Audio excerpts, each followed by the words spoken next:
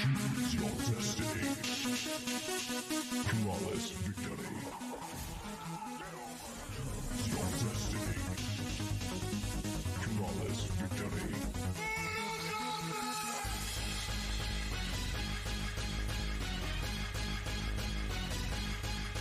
Fight!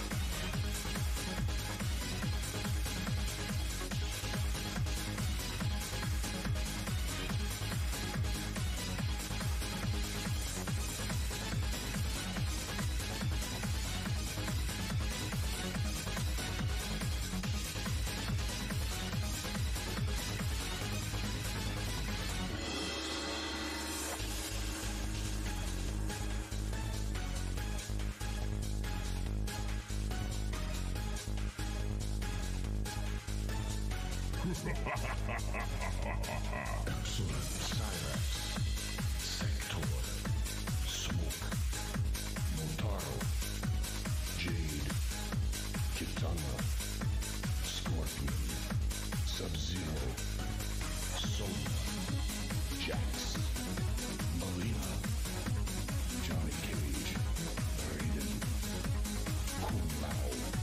Reptile. Come on.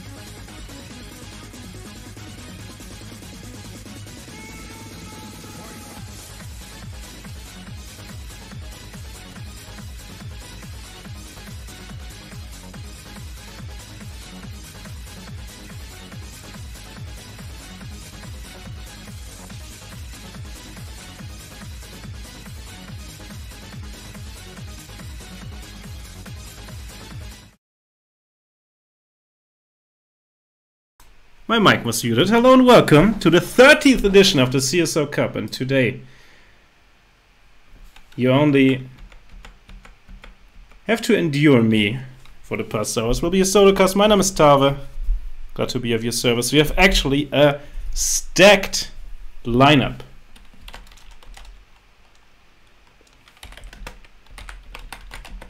And we already have the first match as well. We have Bian, we have Christiana, we have Rail. We have also Eastos, Zyomec and Botvinnik. And, not to forget, Bystroke as well. So we have a pretty competitive bracket 16 players. That unfortunately means that in that part of my overview I can't not show you that, unfortunately. But it doesn't matter really, because we already have our first game. And as we usually do, we start a little bit of giving a little bit of love to the lower level players. We're gonna have in the bottom left, in the bottom left, we have CSO's own Firestars. Oh, that's a problem. All right, I'm sorry. Yeah, it looks like I need to go over my keybinds a little bit because they messed up. In the bottom right, representing EESC, is the Orange Protoss player Killer Monges.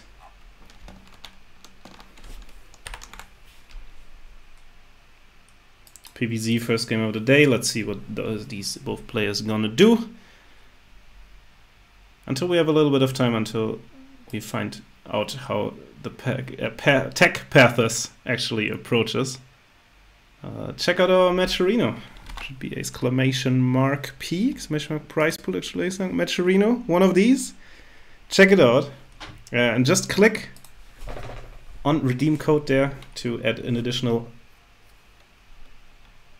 50 cents, it should be, to the prize pool.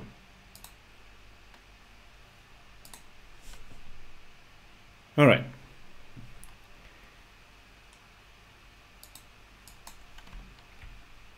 Looks like normal expansion builds from both sides.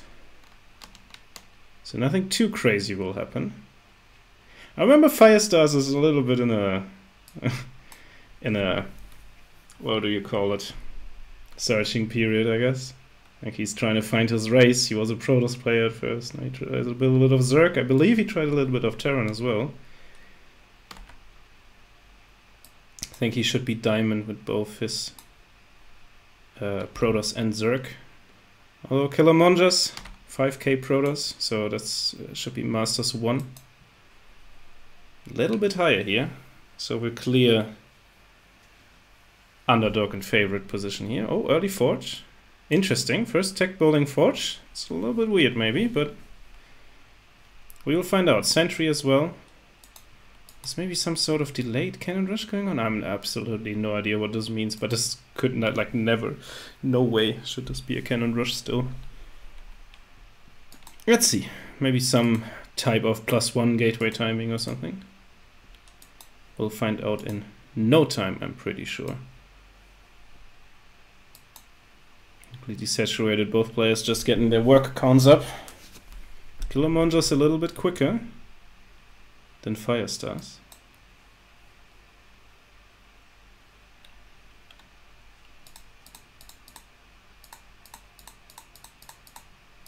And it will indeed be a quick +1. Second gateway will be added in the front. A lot of slow Zerglings arrived. Oh, that's the reason why he doesn't have that many workers. Alright, that makes complete sense. Workers being pulled immediately. And the sentry and the stalker will try to fight these off, while the front will be walled with an additional gateway in the twilight. These links might kill the sentry off. And they already got a lot of worker damage as well. Right? Yeah, 8 probes going down. Both players now even on workers, which probably should be fine still for the Zerg. For the Protoss, of course. Ooh, and Firestars not stopping. He throw down double double evolution chamber and a roach one, but he's just pumping the Ling button. All right. Let's see if the second wave has any more effect than the first. Cannon is built in the background. Gateway is finishing up now. Additional sentries being warped in just to hold a little bit longer with force fields. And I think there's actually nothing that much that Firestars can do. I think this +1 charge, like with a couple more gateways, I assume, at some point. This will be like some sort of charge build for sure. But let's see. Firestars doesn't take a third base, by the way. It's just staying on 2 and going melee attacks and armor. It continues to build roaches. Interesting. Binding nest on the back of this. I'm interested to see what his plan is. Does he want to go with 4 roaches? Because I wouldn't advise that. Just into a cannon and into 3 sentries and a couple of charge lots as well. Maybe he's waiting for the binding nest and then just tries to bust in. Oh, is this a move out by Killer Monjas? This could actually be...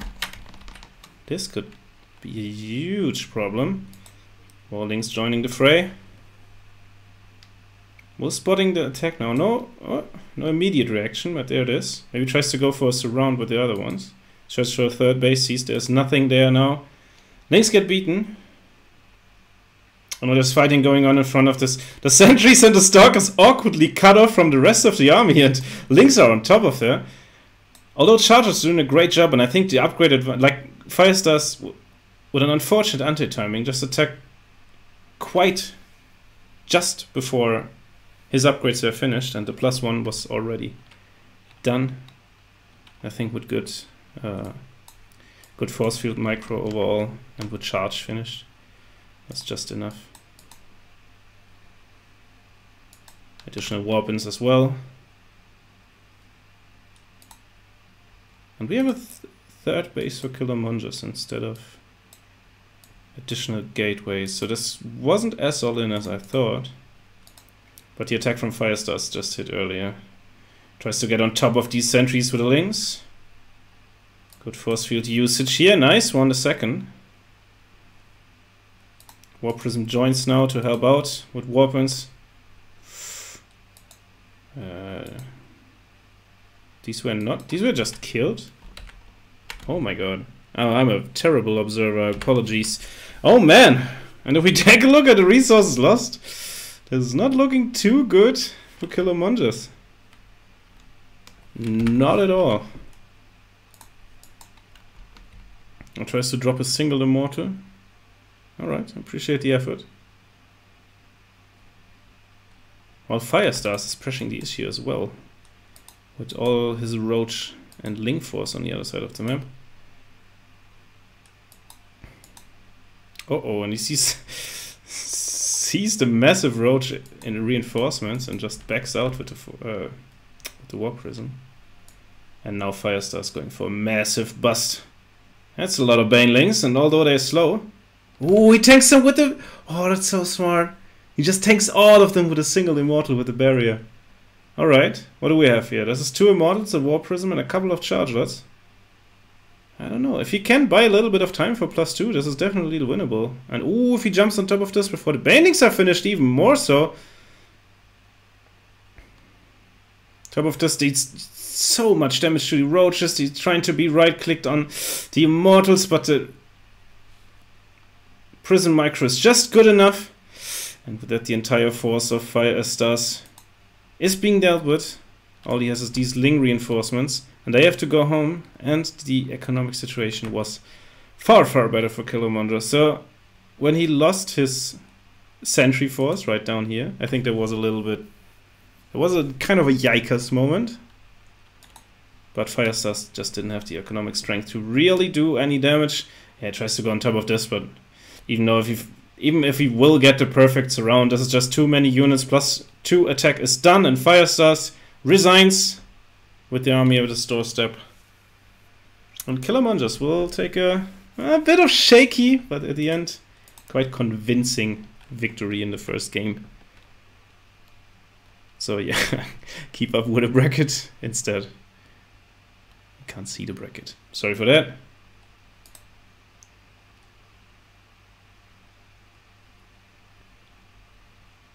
We will find out in a second what the second map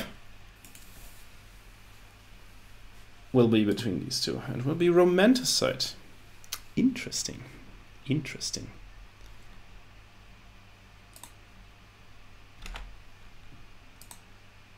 And I can tell you we're in game actually right now. Just let me fix some hotkeys.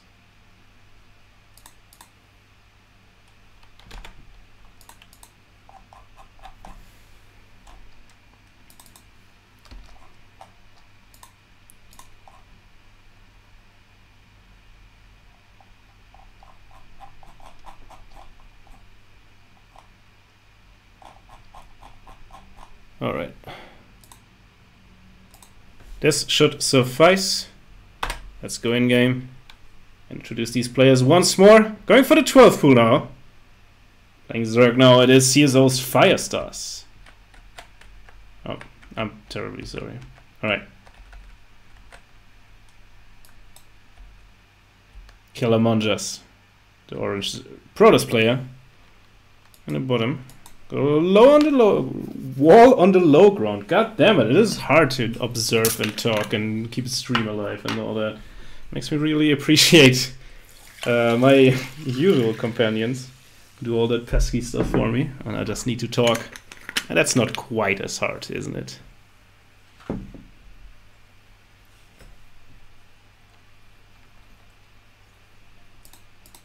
Do you guys, by the way? I haven't checked chat at all. Do you guys have game sound?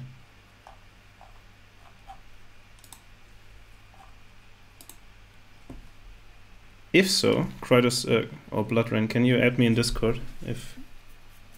Because I'm not sure. I just use an imported OBS setup. By the way, 12 pool has been scouted. Units are on the way. Zealots being chrono boosted out. Wall is being completed. This is exactly the reaction we want to see. And let's see what Firestars can do with this.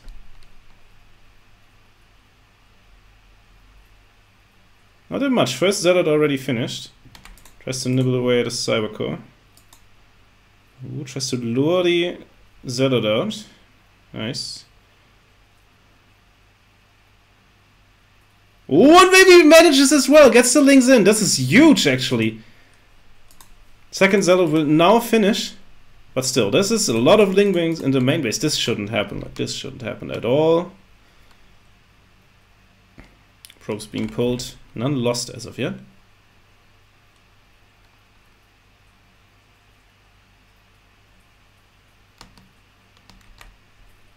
And I think with the Zealot in the wall standing strong and adept here, the Cybercore is under attack, but it should be saved.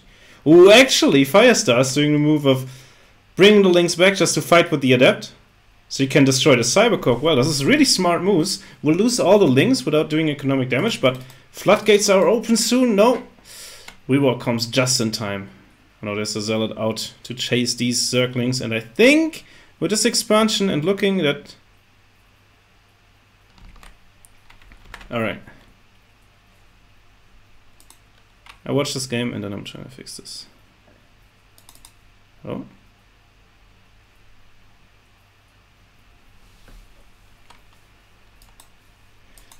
Man, even Queen on the other side of the map. I'm not sure anymore what is happening in this game. I mean, Firestar still on just 11 workers, just building units.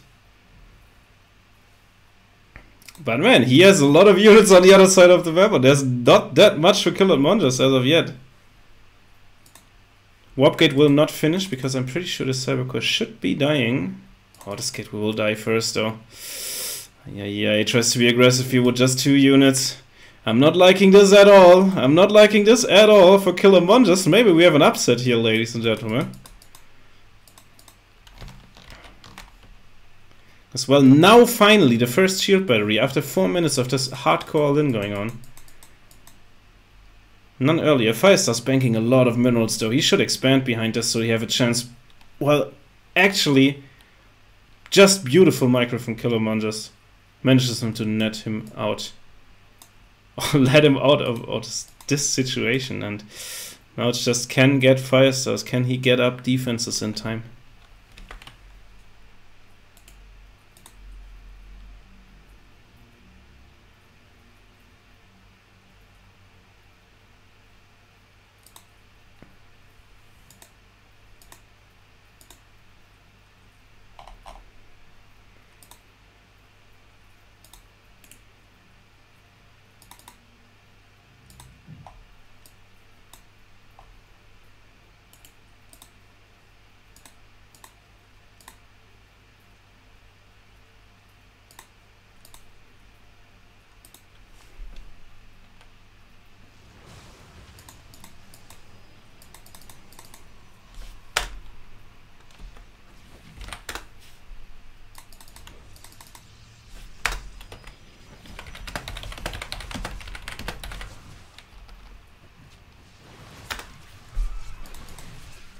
Alright, I'm so sorry. I didn't saw that there's a complete Protoss base fingered here, but the audio issues should be fixed now.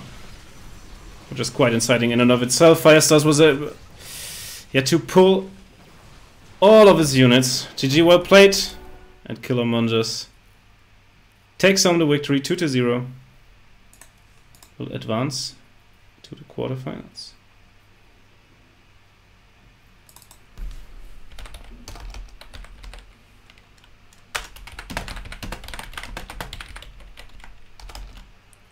And as you've seen on the stream, I should be casting Ziomex.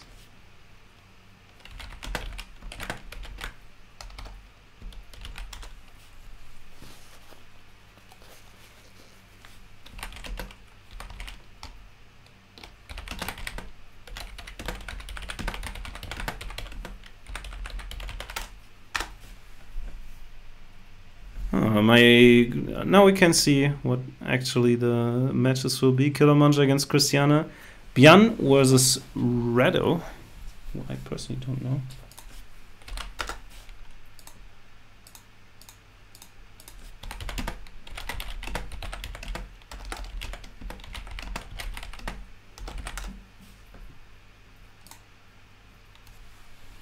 But we will see. Exciting games as well. Bystock versus Rail, that's another PvP. Interesting, interesting. So let's see if we are able to find a game right away. It probably doesn't look like.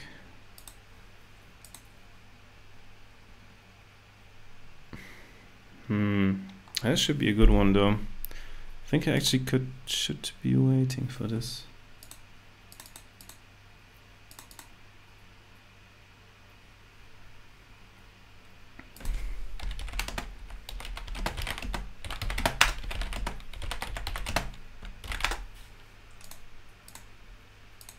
Alright, we got a match. Nice.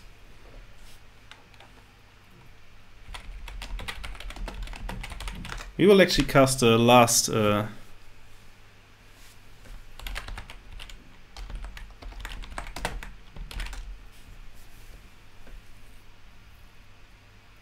will cast the last round of 16 match. And then we'll go into the winner of this versus Ziomek.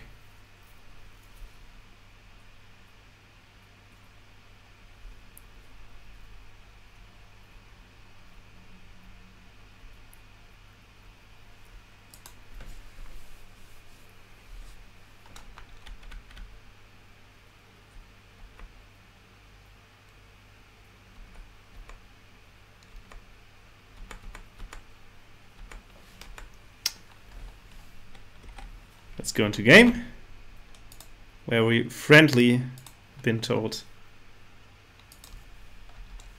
what the score is. It is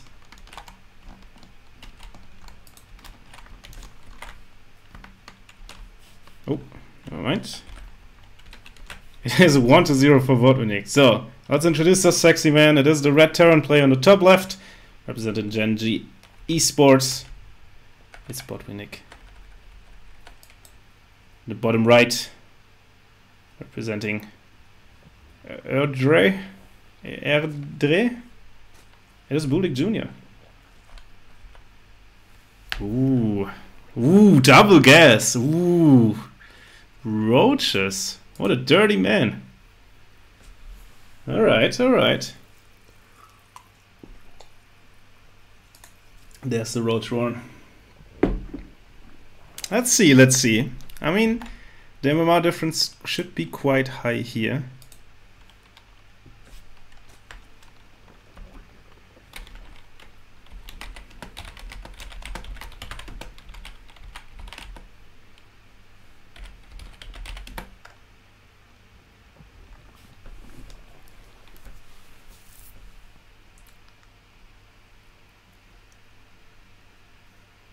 Let's see, let's see. So looks like we have a Reaper Fast 6-1 from Botvinnik. This is still holdable, don't get me wrong, but precautions need to be made. I think this should probably be cancelled or just flown to the high ground immediately. With Reaper into Marine, and we need a bunkers on the high ground for sure. SCV arrives, sees the roaches. Big scout, big scout. And there are the bunkers going down. Cancel immediately on the low ground. Factory in production. Nice reaction by Botvinnik. This is all the tools he needs to hold this. This is still a scary push because bunkers are not really that safe against Ravagers because they are stationary, of course. Oh man. So let's see how Botvinnik will... Oh! Reaper goes down. That's pretty terrible as well. Knows that is 3 Ravagers though, and they knows they're here soon. See what he does for this defense. Just keep producing Marines out of a naked barracks. Third, 1 bunker in the back. He can fall back on if the Ravagers take out this. Bunker's a nice position to deny the Overlords. But still, this will be vulnerable to the bios. SCV's here to repair. Nice counter micro. Didn't lose a single SCV. No. We'll keep it that way. And one of those Ravagers is already badly burned. What is the follow-up from Bulik Jr., by the way? It is... Ooh, he's supply blocked. But it is more units. Alright, so he will go hardcore all in. Interesting. Cyclone here, good decision, because it's more mobile and you can fight Ravagers more easily than with a tank. That, of course, is stationary as well, losing the second Ravager to the second bunker on the high ground. Man, this far Botvinnik just crushed this all in. Cyclone finished now as well, and then he will go for a Medivac instead of a... I thought he would just go Banshee and be safe, but I think he has dealt with this pretty good. He destroyed... he killed most of the Ravagers already. Ooh. Dance is a little bit cool. Oh my god. Oi, oi, oi, this is gonna be scary. What Botvinnik manages. Good stuff, good stuff, good stuff. Alright, now the Medivac is out. The Cyclone as well. This will chase this Ravager away and turning around to fighting there once more. Actually, the death of this and no second base. Actually, it's all just more units. Ooh, unfortunate meeting event will cost the Cyclone his life. Uh-oh. Now we have a tank though. Man, and Botvinnik has to cancel his CC once more because he didn't... This was not what he was expecting. He's salvaged all the bunkers as well. The thing is still... I don't know. The thing is I don't see Bulik breaking this because there's a lot of Marines with healing and there's a tank in the back to anchor this.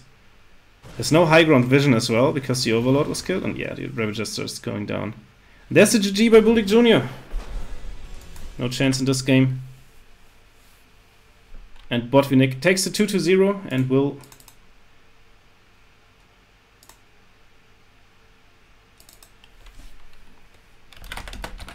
fight Zyomech in the next round.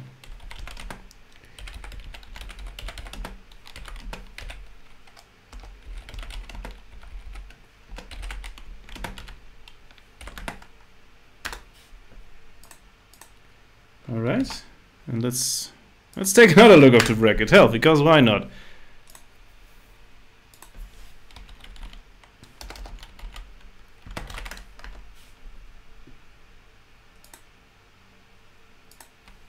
Because why not?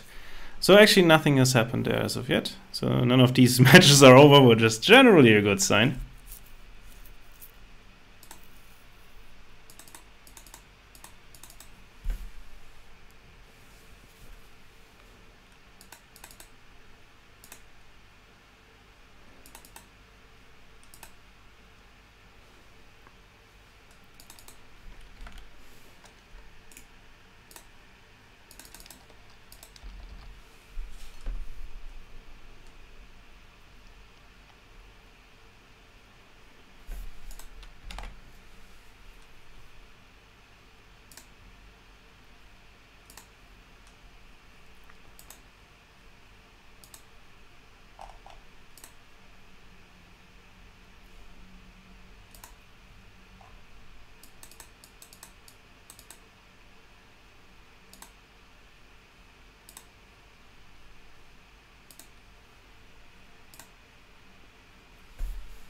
I think vetoes should be in place. And just to throw you a quick video, I guess, and then I'll see you in a sec.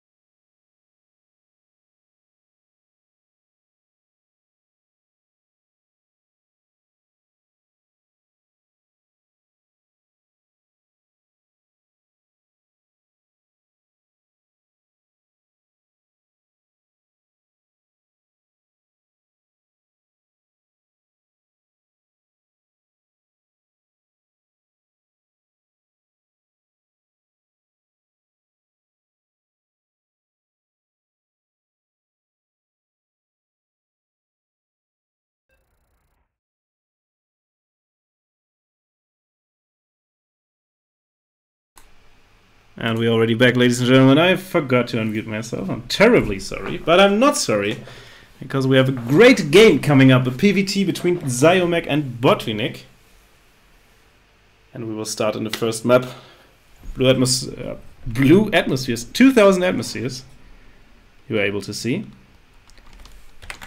Will be a best of 3, of course. And in the top right corner, representing Team Blazer, it is the red Protoss player, Zyomec.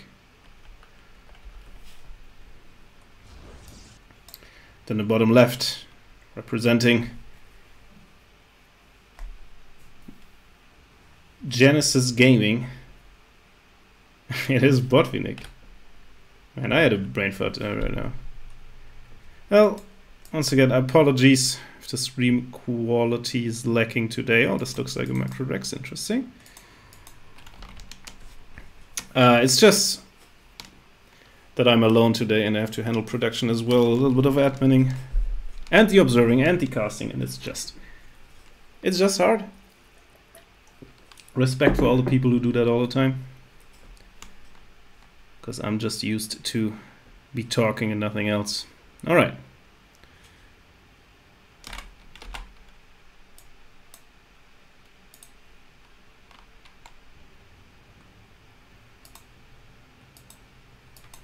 Zyomec was C. Oh.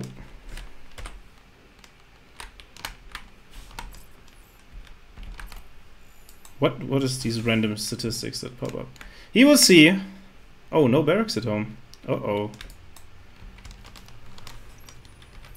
Interesting. Alright. it worked. It is double gas, so this is the information, and there is the information that this will be some sort of aggression at least. Does he see it now? No, still not. Man, this is a nasty barracks position.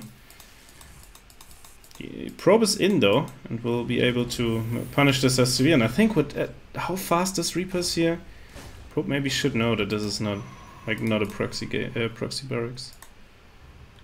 Doesn't it up being chrono boosted? Ah, there. Force the charger, zealot. That's already not ideal, but it's not too, like in the biggest grand scheme of things, that shouldn't matter too much, to be honest. Let's just see what Botvinnik has planned. Second barracks and a starport, so I guess a sort of 2-1-1. One base, probably, I'd imagine. I don't know where you should take the money in this build for an additional command center. That's interesting. That looks like a kind of like an old school type all in. Interesting builds for sure.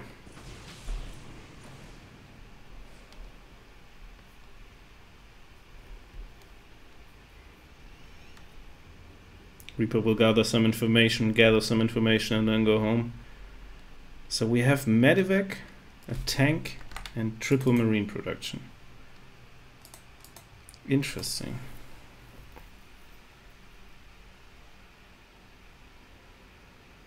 Will he just drop immediately? I don't see if this, like, I don't think that's really strong, but we will see. Blink in production. And only 2 gateways as of now. One is under construction still. A depth will be taken off in the middle of the map. This is really strong. So we have Medivac. For the 2 tanks, alright, I see. One of these tank drop goods. And the boys getting pulled. Alright.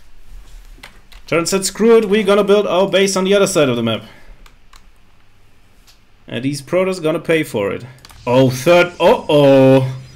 No rescout doesn't see that Botvinnik's still on 1 base, and I don't know, Kev, 8 army supply, limited production, with big exclamation mark, and 2 tanks coming in a medevac with a couple of marines and SCVs. That is not looking good for Xiomech at this point.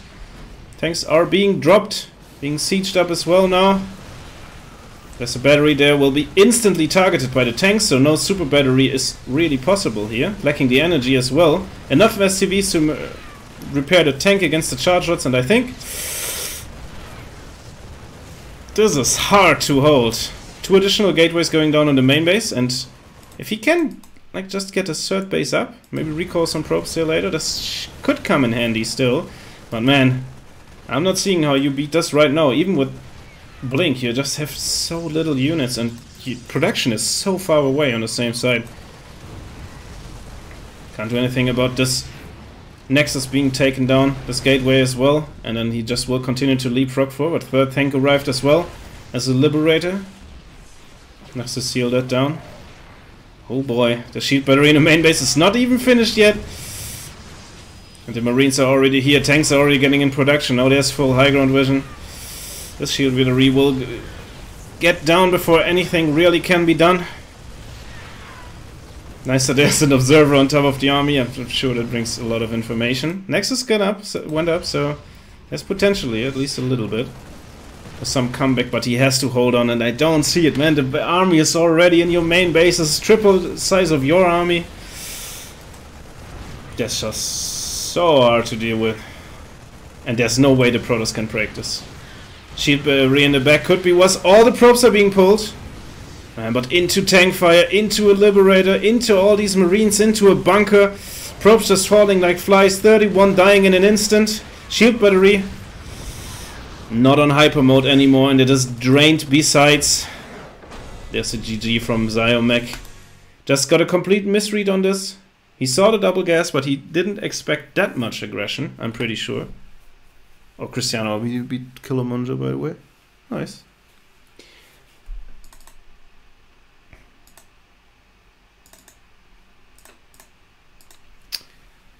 Yeah, just a misread.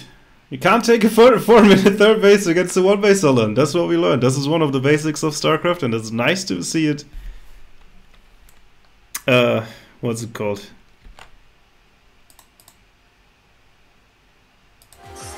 See it. Oh my god, I'm so sorry. Seeing it being true on the highest level as well. Got an invite to a second map. And it will be Lightshade. Instant go go. Our players are ready. Boy oh boy. We're in the midst of a speed run right now.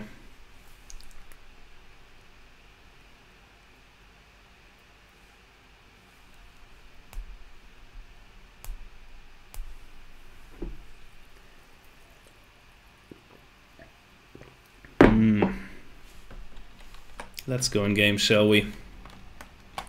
Oh, I should really do this earlier. God damn it. Alright. Spawning in the top left. Representing Blazer. It is the red Protoss player. Botvinnik. To the bottom right. Representing Genesis Gaming. Up 1-0 and thus on match point in the series. There's Botvinnik. Alright, same Rex. Why not? It would work last game. Just do it again. Fuck it.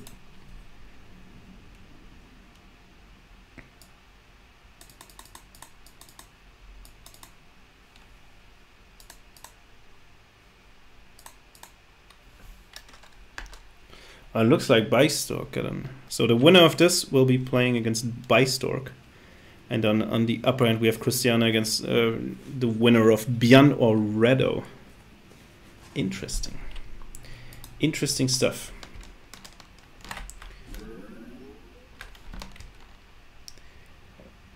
Probe Scout once again sees 2 gas.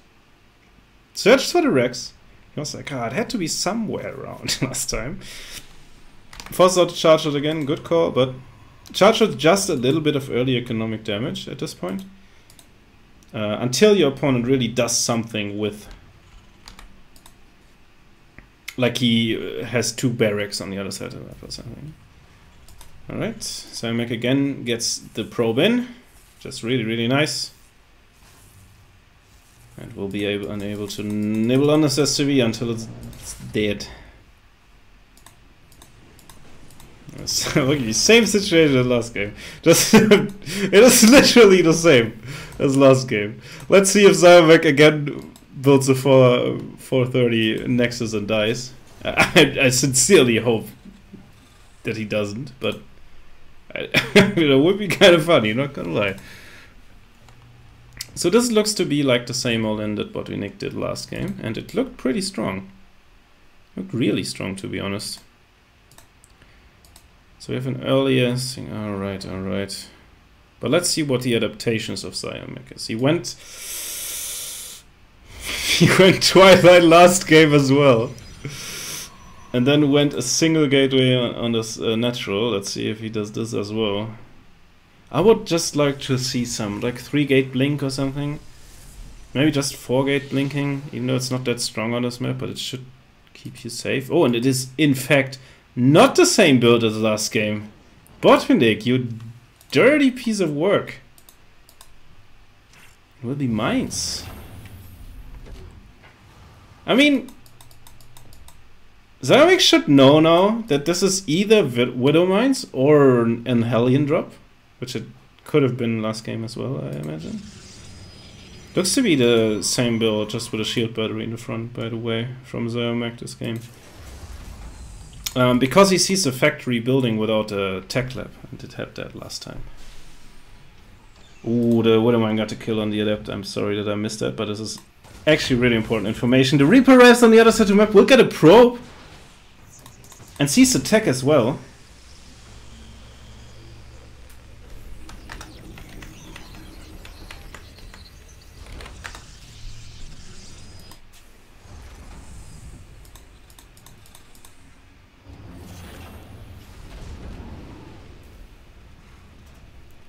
Interesting. Ooh, this probe wanted to build a base. I'm pretty sure. Alright, now we have additional gateways, so we will end up in a 4-gate and... Yeah, we will end up in a 4-gate kind of situation. Alright, interesting. Let's see what this Widow Mine drop can do. On the other hand, obviously Botvinnik expanded this game, which he didn't last time. Oh, probes are kind of coming. Nice splits here though. And only one of the mines will survive. Which actually is enough to pose a threat still, but only losing 3 probes to this, even though, especially because the probes clumped up this hard here. But Xiomec just with really, really good splits on these probes. And we will probably see the setup for Raven. Yeah, this will probably just be a Raven 3-1-1. Follow up by the Terran, which is quite common. There's different variations to it though. If you've seen play, it could be like different, I guess, different types and different levels of aggression that you can play with that. Yeah, that's the stem. It's usually, like with the old 3-1-1 builds, you had +1 with it as well. So it doesn't seem to be here.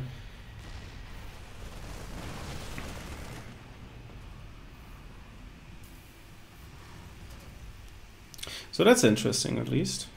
To be honest, Botvinnik probably lacking the gas as well. Like, he has it right now, but he wants to build tanks, I imagine. And he wants probably combat shields now, or... Ooh, but Blink in the main base. Tank in position, though. Tank's in really good position to deal with a 4-gate, I gotta say. Stim is not yet finished, and this is always a problem against... these Blinkstalker attacks, because Blinkstalkers can just trade so efficiently because of their mobility. Getting a couple kills here, I'm not sure, man. I'm not sure. The good thing is that the tank is still going strong, so there's something to fall back. The good thing is that Stim is being built far in the back, so this will probably come through at one point or another. With good focus fire, there could so many Stalkers die here. A couple going down. Let's just take a look at the units lost, and it does not look good for Protoss at this point. Workers about even. And as we learned, a mule is about 3.5 workers worth of mining. So with mules, Botvinnik should be ahead. And just a little bit. Now it's about even mining. And of course there's triple probe production, there's a 3rd base already done, so there has to be some sort of push coming out of Botvinnik, but he goes for a 3rd base behind us. Alright. Doesn't mean that this will be no pushing involved at all. I like the Prism is already ready for a backstep here. And the Stalkers are in front to spot any attacks, and of course this Observer sees quite a lot as well. So we'll spot that there's a move out happening here. Oh, sees it. Oh, of course he has a Raven. Alright. Kills the Observer. That's good. And oh, might get a tank here. It will be so huge here. First tank already going down before this push even leaves the base. This is a good start for Xiomec. And Xiomec already on high Templar tech, already on charge and +1. +1 quite farther away than one of Botvinnik though. And these look like Goliaths. What is the skin? Alright, a lot of charge lots already finished. No, charge... it will finish just now. And just now they are charge lots. And an Archon already finished. The shield batteries in the back, man. I don't see Terran... I mean, the supply speaks but I don't see Terran breaking this, actually. And this is quite a good... Like, Archons and shield batteries alone, and charge lots as well, against tank armies. This is such a good defensive backup here, and he has to back off. And this kind of hurts. This kind of hurts because this 3rd base is not yet ready to mine. While mines are joining the army of Botvinnik, which I really like against Chargers. Ooh, Xiomec decides to move out though. And this is not his full army. A couple ones are in the back already. And this is a lot of free kills on Zealots. And you take those, you take those. Botvinnik might take this quick shift in momentum to draw this. Prism ready to backstep in the main base. Ooh, and tanks in position. Has to leapfrog forward this, and this is getting hard to hold the space because this bio ball is so damn huge. And without charge shots pushing this bio away, you can just fight, and then Archons and Stalkers are not that scary anymore. Because, man, we all know the damage output of a bio army, of a stimmed bio army, is just crazy. Bio's really low though, so any sort of splash damage could pose a problem here. Storm is not yet finished though, and not yet in production either. The Prism didn't backstep until now as well. Will catch a huge timing because, or maybe not.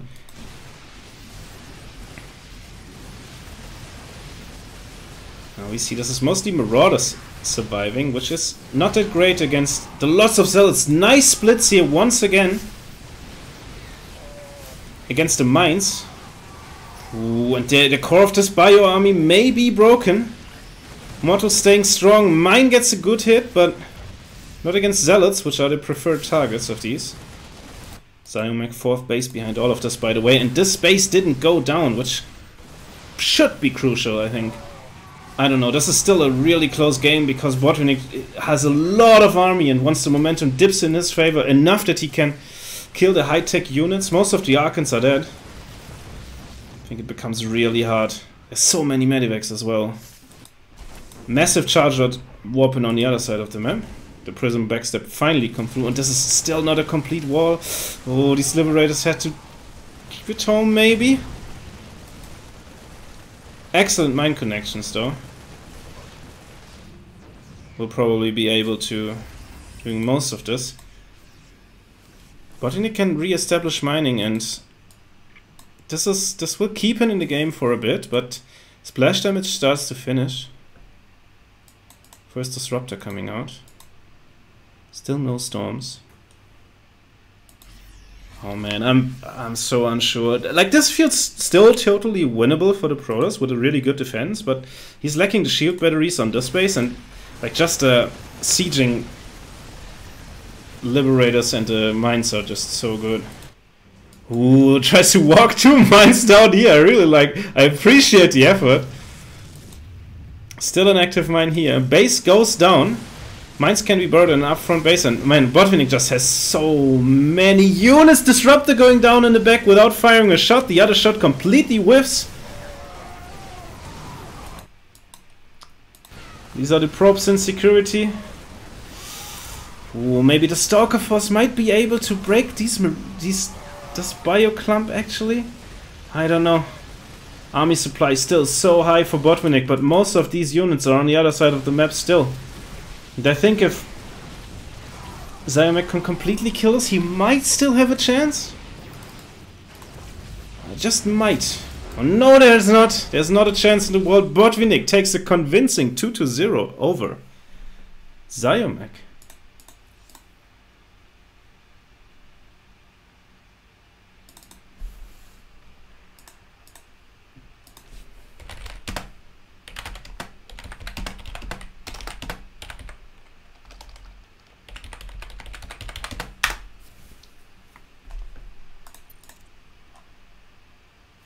And I'm starstruck, and I think our first semi-final should be ready as well. We cover that first. Christiana versus Bjan.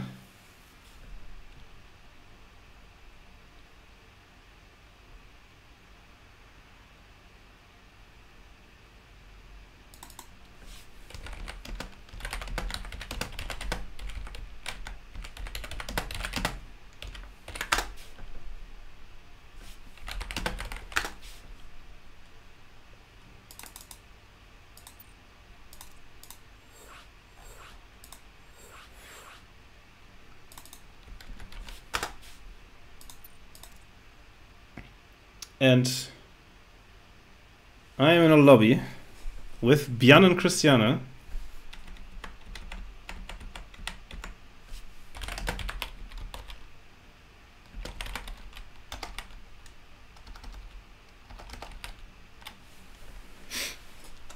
We're just waiting for this game.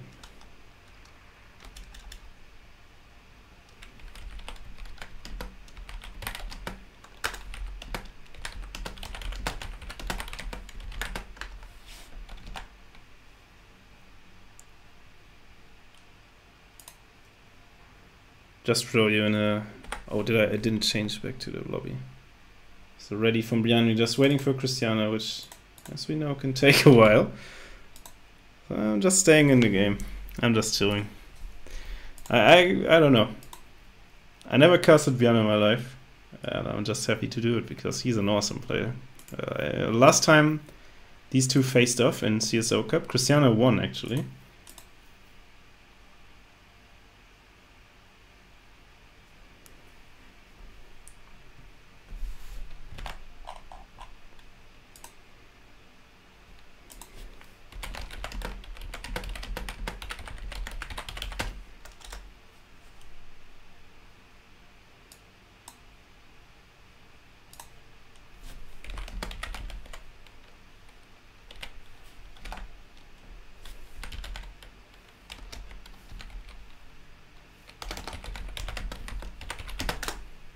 And we are in game, folks. No, that should be the right button. We are here, we are live. Best of 3 between the man in the pink, representing Blazer. That's the pink Protoss player, Bjarne. Oh, Bjarne Christiana. God damn it. And representing Shopify Rebellion in the bottom left is the blue Terran player, Bjarne. This time it's right. Alright, this might be probably the best player I've ever casted. I don't know. Maybe Christiana will be able to beat him. We will see what happens. We have a BlizzCon champion against the CSO GOAT. Bjarne with an early scout. Just to find out if there's something big amiss or not.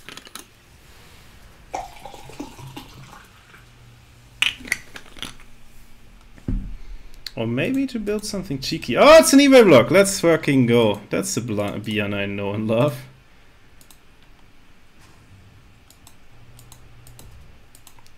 Proper arrives here, so no Bjarne's no secret that Bjarne can have, because Christiana sees the eBay block as well, and will continue to build a Nexus on the third base.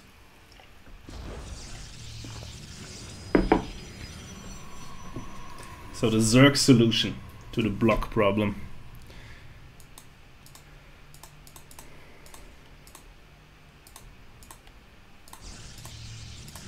Interesting. Cybercore, additional gas will come up. This could be just about anything. Once again, here the explanation that Bjarne, of course, will play Factory before expansion, but just the thing is, if you choose to eBay block, you will lack the minerals anyway for a traditional like Reaper expansion or Marine expansion or Reactor expansion. So you just take the Factory earlier because you can just afford it anyways.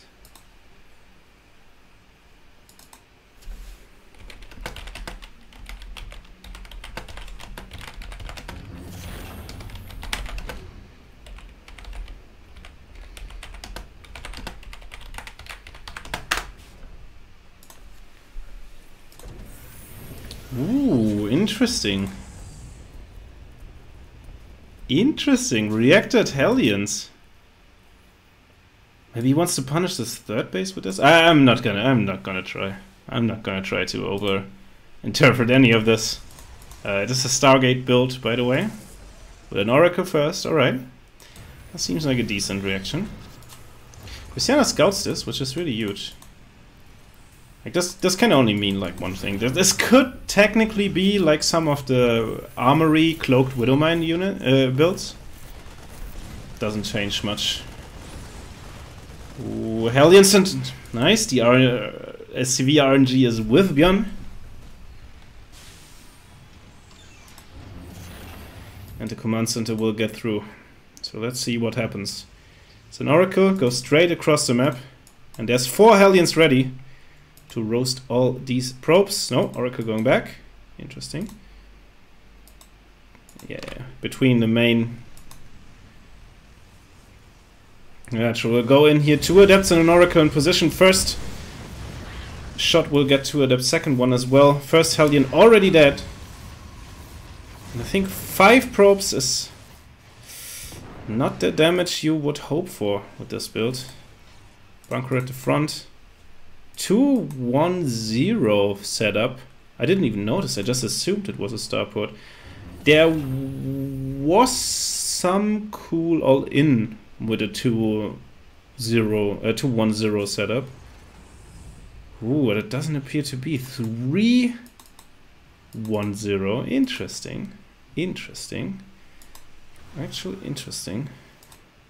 Double Oracle. We're now... Ooh, try to go in the main base. And his Marines ready. And the Cyclone as well, so just a revelation and going after that. Ooh, yeah, this is gonna be interesting pressure. Really late starport. Early 3 rigs though. Early stim.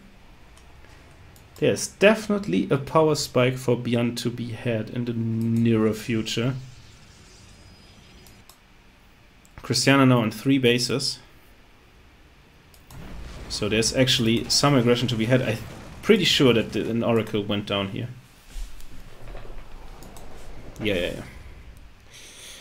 The Cyclone got an Oracle, I'm pretty sure. Yep. Depth as well.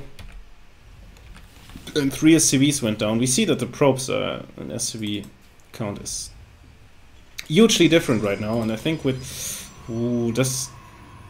just lots of gateways and upgrade charge style from Cristiano could match up fairly well against these Beyond builds.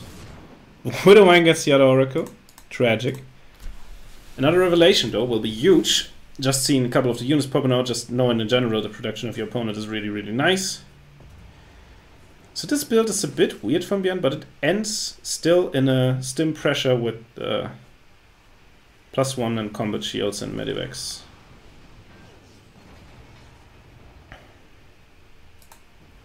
But he just skips the tanks and goes straight Widow Mines, alright. So Cristiano takes both watchtowers and has Phoenix on the map just to scout the army and does a splendid job of this. Charge will finish and +1 will always finish before the +1 of the Terran. Bjorn clears out his reinforcement swing and he will do this the Bjorn way, just with a shit ton of Bano and a couple shit ton of bio and a couple mines.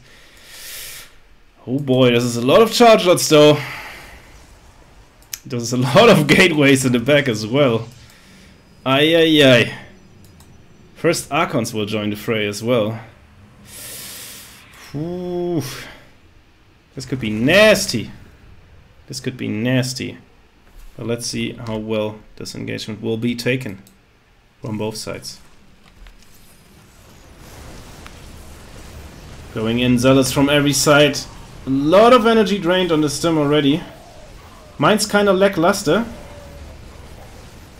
I was thinking this is a mine, but it's just a Cyclone. And man, oh, these Marines are so low already. Getting rid of all of the charges though, and now the Archon is under attack. Nothing left here as well.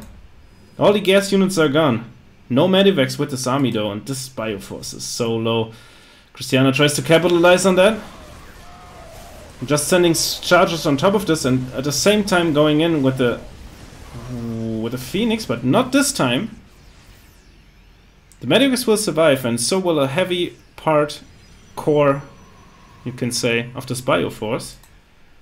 Yeah, now with a third in production, but don't misunderstand this. He still has to do damage here in some way, and even if it's just getting really good trades all the time, but he needs to trade really well or do some damage. Cristiano tries to be active, searching for the army with the Phoenix. Actual move while I kind of like this. Beyond just hanging out at the watchtower, seeing if anything approaches in direct, like somewhere close. Cristiano will now with the Phoenix, which should be the sign for Bjorn to attack, and it is the sign for Cristiano to retreat because he sees, oh goddamn, the army is not at home. It has to be in front of my dad. Ooh, Widowman Phoenix could be way worse. Double Colossi already in production. And I think they both will pop. This is so unfortunate. Oh my god, they both will pop, and I think this should be the turning tide, actually. I think there's no way for Björn to actually take a good engagement here anymore because there's just so many zealots on top of his army. Phoenixes as well, getting rid of the Medivacs. Oh my god, and I think Cristiano with this gamble of just going double, just staying on 66 probes, 3 base, just building units. I think this should be well enough. He's up in upgrades as well. This is nothing you really want to see. Ooh, Björn though, taking excellent fights against these Colossi. He lost a single Marauder for 2 Colossi there. Like, what is this trade?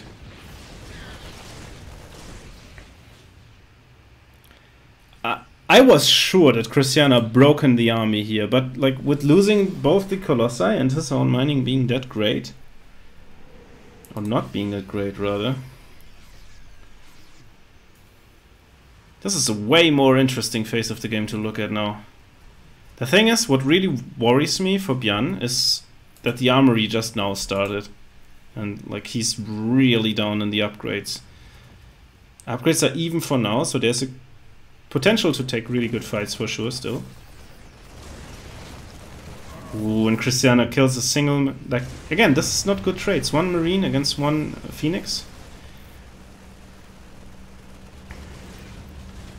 Now it gets a bit better, I guess. But still, this is not what you want at all.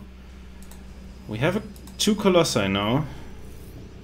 DT's in production and things as well. We have finally a 4th base as well. Oh, Björn just doesn't give a fuck. Builds a CC right under. Yeah, thanks, Cristiano. You can't not. You cannot leave that just be. But Björn with the right reaction just pulls units. Safety has CV even. Hey, this is just madness.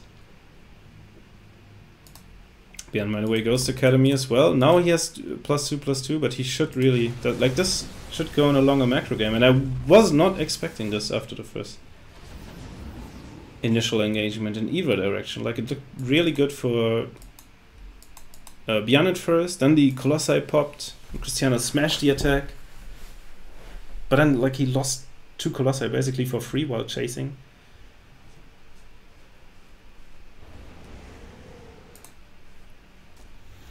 Ooh, and Björn will find the prism with reinforcements. This is huge. Massive drop here, by the way. Massive Widowmine connections on the Phoenix as well. And they're still... Like, this Bioforce is still huge. And with only 2 Phoenix, you have a realistic chance of getting out there as well. Björn as well sees the army now. Oh my god, this is a lot of Disruptor. Man, like...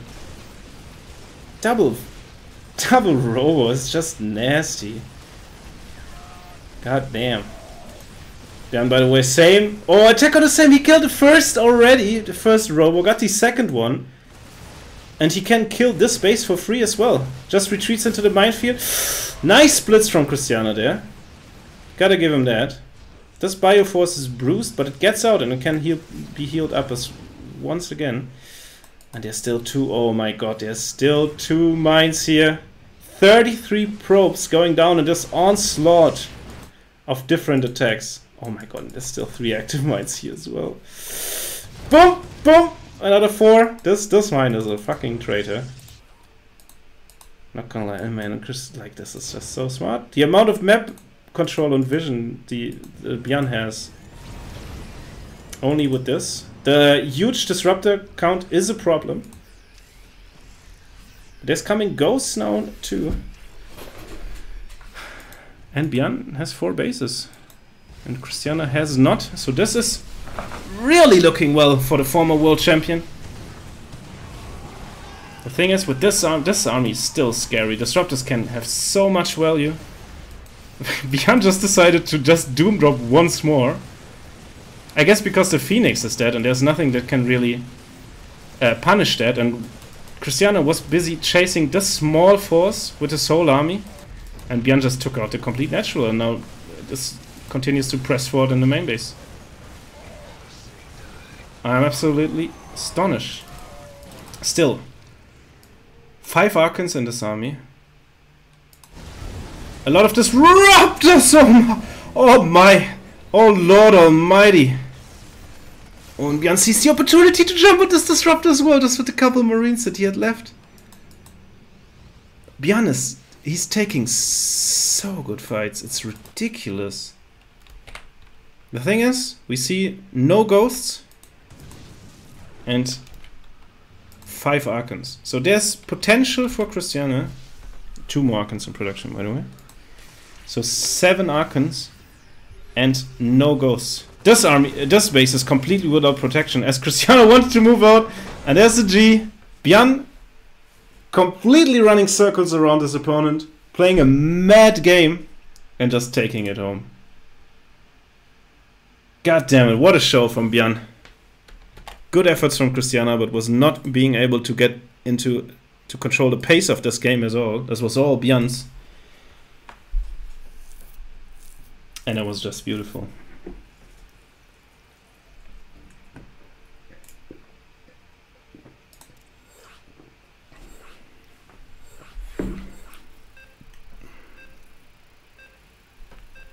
And we're on to map 2, and I completely forgot to throw you into the break screen. But it is what it is. We just pretend I did, and I'm going back.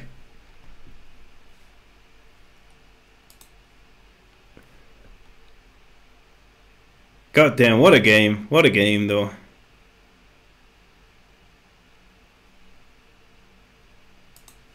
God, my observing is poor. I'm not doing these 2 players justice, that is for sure. Alright, back into the game.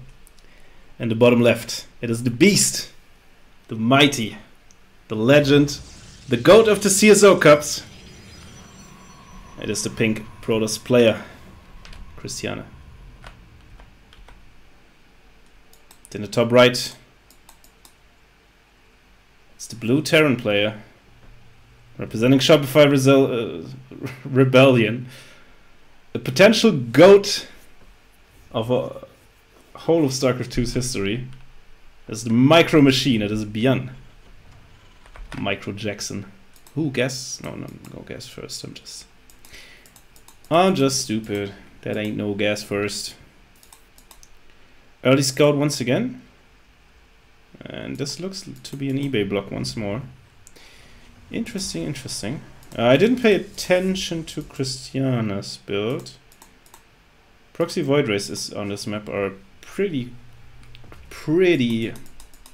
strong because you have good shield battery fields here, or if you get into natural, that's even better. But nope. Looks like Christiane just does the same thing. Alright, let's see if Bjarne's reaction is the same once he scouts this. That the natural or the second base has been taken in the 3rd base location. Last time he just went in there with a couple Hellions. Bjarne scouts it. Sends the SCV home afterwards.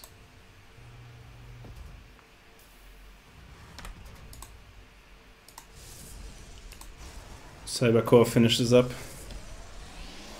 an Adept. It's always a hint of a Stargate, and the position is always a hint, so it will be Stargate indeed. And Bjarne just goes... I mean, it's kind of like he skips the Reaper as well. That means he has a little bit earlier factory. Just because he scouts with the SCV, with the eBay block anyways. Then he just goes to Marines, Reactor. That's interesting. But this time he went like tackle up right away on this, and yeah, this should not. No Hellions this time. Ooh, but a Cyclone right away, and the Cyclone is rallied. Ooh, quite far overhead.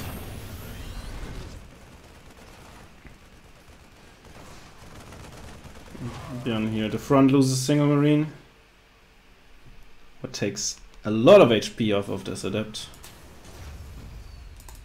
Bjarne going for second barracks before Starport once more.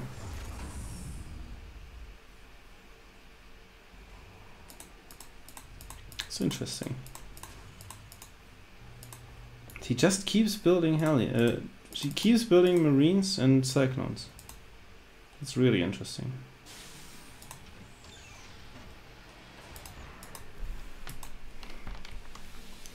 Just tries to do early damage, I guess. Christiana, by the way. 330 third base. In the natural, of course, but still.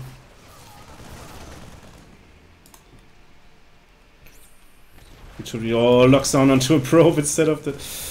Oh. Christiana should not fight this, though. Because I would not doubt the stutter stepping of Björn. Of all people. Oh, this Oracle! Oh my god, it dies! Sheep battery, not enough. Christiana was banking on that he could kill it earlier. Thing, and now Björn should be retreating. Second Cyclone arrives, though. That should be the death of this Oracle as well. Uh-oh! The army supply of Christiana is low. If he would be able to survive this because of his 3 bases, I think he has a... He's in a really good position, but man, it does not look like it at this point. Björn just keeps readying units across the map. He has Stim in production, 3rd base. Like, he goes for the same setup as last, not quite the same build, but like he ends up in kind of the same situation. He just got an earlier Cyclone and went aggressive with that instead of going for the Hellions, and then it pays out big because he was able to kill both the early Hellions, the early Oracles. Oracle comes in clutch as well, but there's 3 Cyclones here, and you do not want to mess with these. And Björn killing 18 probes. And we just seen he killed 21 the whole game. But this counter was long enough up because Björn kept killing probes one by one by one by one. And this is why he was able to keep this counter up so long. Oh man. And I mean, 3 bases are nice. This supply block hurts for Björn as well. It really hurts actually. But the Stim push now with +1 and a couple medivacs, even just moving across the map with these units should be crazy. And like, look at the trading. He lost 13 Marines for 21 probes, 2 adepts, 2 stalkers, 2 oracles. That's just crazy. Absolute madman. Oracle's camping at home, but there's not much they can do because missile turrets will be finished and everything. Cyclones won't be able to DPS through the super battery. Björn, please stop fighting in there. Just retreat, man. You don't have anything to do. Oh, might intercept the Oracles! Oh, that was close. And Björn, non-stop aggression. Medivacs will finish soon as well. And I mean, there's Stalkers, but there's no Phoenixes earlier. Oh. Alright, that's one way to spend your minerals. 5 gateways out of Christiana. And a Robo as well. Bring up to 8 gateways. And charge. Ooh, and I see that the +1 is finished before charge, so there could be a...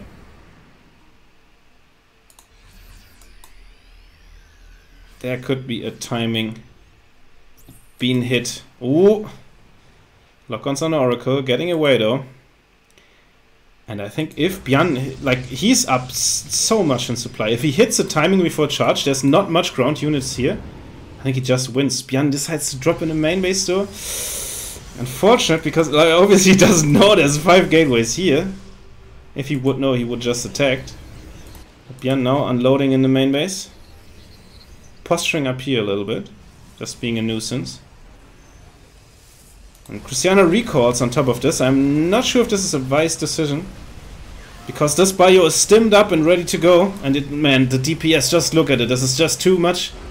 And Christiana G 2-0. Björn, clean victory here in the first semi-final. Björn will take the first spot in the grand final.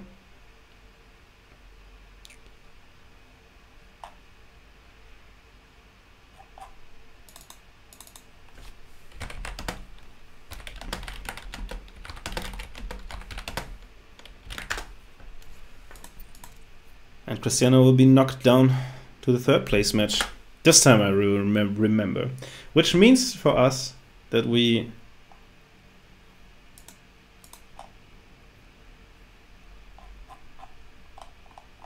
should be able to be hold of the 2nd semi-final in just a bit. Because if I'm reading this correctly,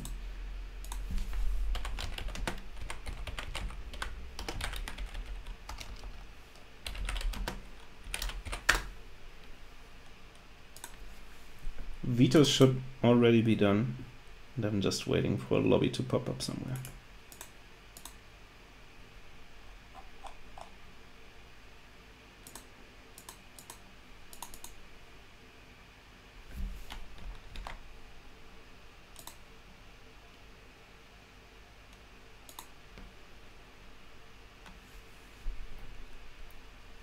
I just take this little break to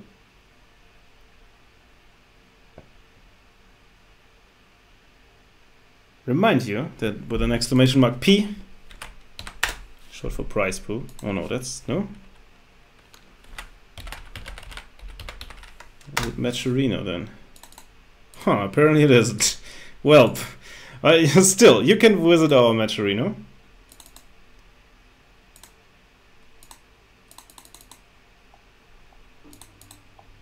And help us out a great deal supporting these beautiful players by just clicking on a button. It's not even entering a code anymore. Boy oh boy.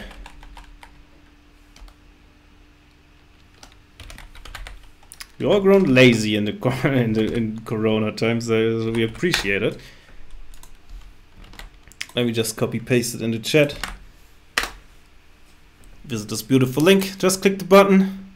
We have 4 codes remaining. That should be doable with the people in chat. And on top of that,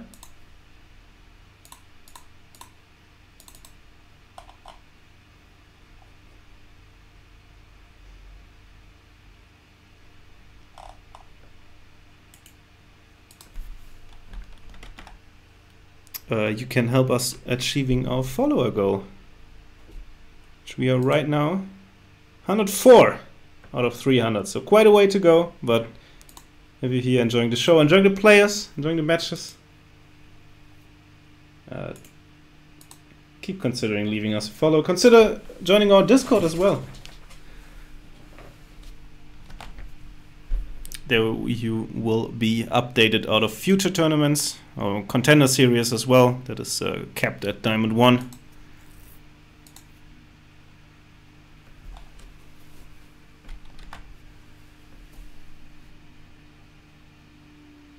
We just wait, and we had 1 TVP in the first semifinal, and what else can the other semifinal be than TVP? I'm personally, as a Terran player, quite happy. I remember these tournaments back when we had ZVP all the way, all the way to go, and this is a matchup I understand a bit better, and I quite like a little bit better as well, I would say.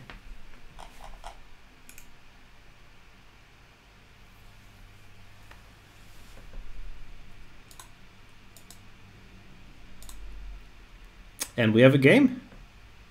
Ooh, we will straight head back to Oxide.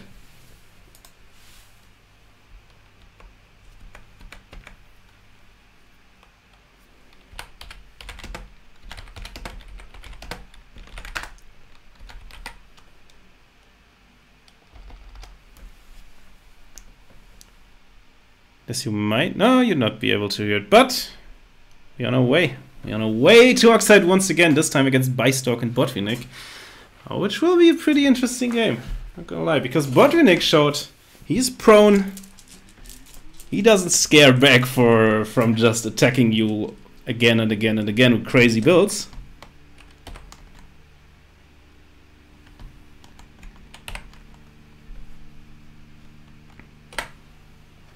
But Bystalk, on the other hand, is a little bit of a cheeky boy himself. So this could actually be a really interesting game. In the top right, it's the Pink Protoss player fighting for a spot in the grand finals. It is Bystalk.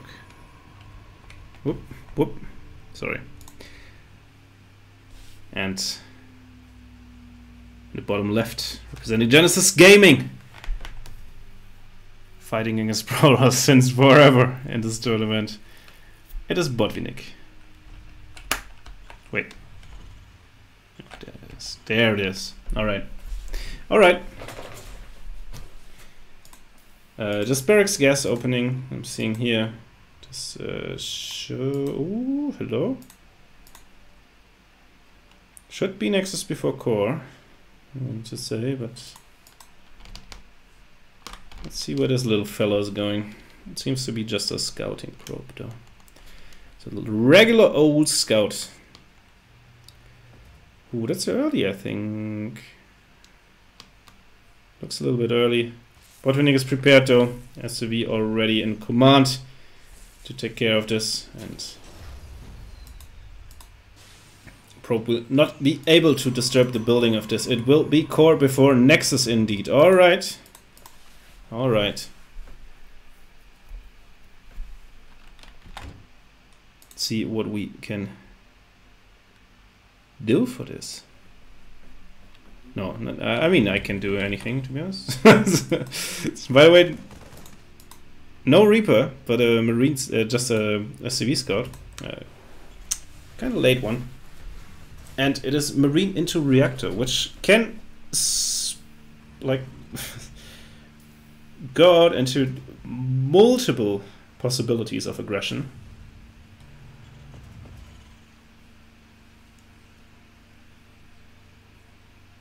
Now let's see which path will be taken here. Have the factory follow up, obviously.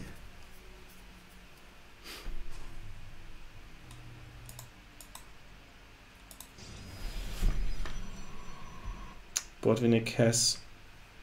I mean, he's seen an expansion, this should be enough for now. Twilight Council will actually be the tech building of choice. And Stalkers will be built. Botvinnik just continues to be building Marines. Oh, you love to see it, Hellion on the back of this. Interesting, interesting. There's a couple builds for this like that I really liked, where you just go like 5 Marines or 6, go across the map with them, or when he tries to kill the Adepts. This is like the strongness of Marine into Reactor. You have so many Marines you can actually challenge this Adept, and it's not as easy to get something done with it as Protoss. Bystock will just commit to it though, and he will get a Mule, so this will be worth already. This was kind of fresh Mule as well. Oh, and the Adept gets in the main base. Oh, maybe he's able to kill it first. Yes, Adept will go down, but getting a fresh Mule, that's a lot of economic damage. He got scouting information as well, I'm pretty sure, with that shade. I mean, he just saw it, and yeah, I mean, it should be enough. Alright, so this is not the most aggressive version of this, while we see DTs on the other hand. Ooh. Oh, oh.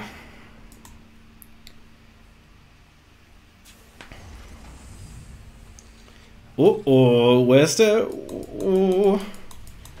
There was an eBay in production here, I saw it. I saw it, and it's not coming. And the Dark Shrine is almost finished. Oh boy, oh boy, oh boy. I'm not sure if a Raven will be there in time. There is a scan available. 2 actually now, but this, oh my god, I see it, I just see it in front of my inner eyes. Oh! Botvinnik seems to be aware though that there's a prism that could be coming from here. Alright, we have 2 scans, so Botvinnik is aware of the possibility. Man, and this is just perfect. If you win like this on the ladder, you will just get a hacker GG. No GG. Ooh, the prism goes down! Both of them surviving though.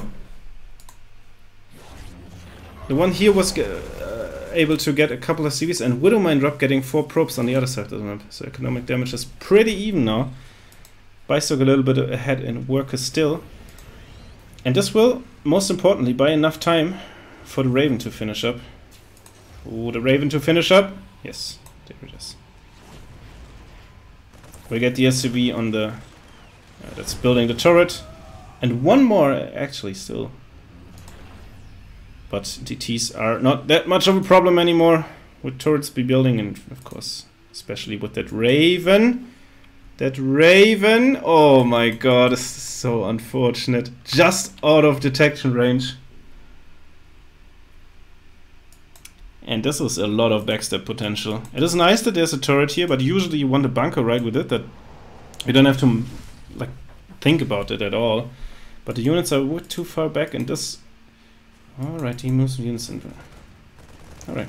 Botvinnik is aware. Oh, the body block! The body block! On this, actually nice. Cyclone goes down, but so does a Stalker on the other side. Relatively late third base, but a solid amount of units. Rob Prism has been rebuilt as well. I'll try to be aggressive. I'm pretty sure he tries to... I don't know. Do you still going for DTs now? Is that a smart move? Apparently it is. I don't know. I think I would take the gamble as well, because it's just... You know, if you get them just in the middle line for... Ah, it's an Archon drop, okay. Goes the safe road, I guess. I'm fine with that. There's a lot of bio here. Oh, there's not a lot of bio here anymore, but he will spot the prism. Good stuff. Oh, who would win? Oh, he needs to kill the prism, but if you go too close with the Marines, then the Archon will just kill all your Marines. Oh, Stalkers are here! Ooh, just getting feisty, losing a Medivac for free. Bit unlucky. Observer in a nice position here. And I think this, like, he wants to blink in, no? Surely he wants to blink in. 3 bases, by the way. Shield batteries in position. 3 additional gateways in the main base. Charge +1 on the way. For Terran +1 already finished, +1 armor on the way. Additional mines. 3rd base. So there should be some aggression soon, I imagine. Ooh, and Marines in position though, the Archon though. Nicely done from Bystalk. Did he recall the Archon or did it die? It died, okay. This thing tries to go in the front in a natural as well at the same time. And we see a single Viking to deal with the War Prism. I really like this. Unless you could just park it there and be a nuisance. Widow Mine Drop gets 7 probes. Such a sneaky Widow Mine Drop. I didn't even see it flying out. And I have markers on the minimap. Botvinnik able to fight back the Stalker Force, and this will give him the map control and the freedom to... Oh my god! Oh no, this is exactly why the Viking is important. The weapon came in earlier though. No workers lost, amazingly though, to this. No way no workers were lost. I'm not sure. And like Botvinnik's ground army is so damn huge. You wouldn't believe it. 1-1 is finished as well. And it's time for the move out. Ooh, an anti-armor missile on this army would be so juicy. Keeps the Raven in the back though. I think he has to wait as well. Oh my god! Oh my god! The Widowmine! The Widowmine of Doom pulls back into it once again. Anti-armor missile is fan as fuck on this army. And I think this is just too many. Like, even though if the Protoss now gets the perfect traits, 21 mine probes going down to this mine. Oh my god. Botvinnik going around, even dropping in the main base, and I think this is the correct call to pull, like, expose that this is all on defense that the Protoss really has. And yeah, he will move out on this. Yeah, he will get the Raven, but drops already in his main base. Unpowers a lot of gateways. With all the army here, I'm not the biggest fan of this actually. Stalker's blinking forward on the top of a lot of Marauders isn't the deal either, and he can just kill all of the Marauders and move in with a token force on the 3rd base. Just move in and possibly kill it. Now the cannon buys enough time for a couple reinforcements to right, and Botvinnik's just everywhere. All these Terran players, they seem on point today. These poor Protosses. Having to go from, like, having to fight multiple angles all the time, and buy stock and 56 supply. Sees, alright, this game's probably an L. We take it. We take it. We just concentrate on the next one. God damn. What a game.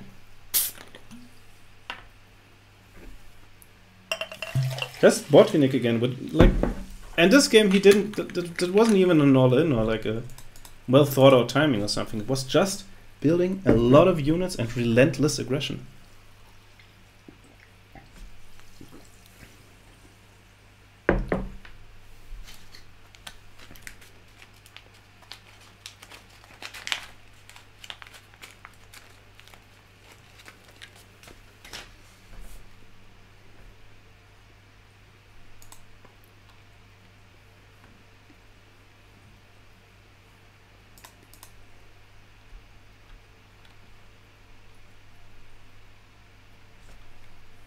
And map 2 will be Lightshade.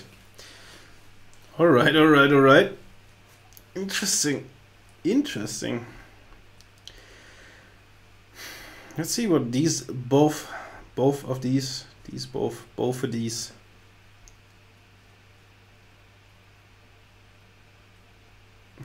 players have in store for us.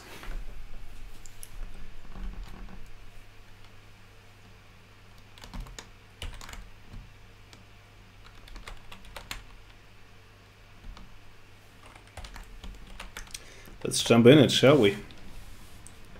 Spawning in the bottom right. It's the pink Protoss player fighting for mere survival in this tournament. It is Bystock.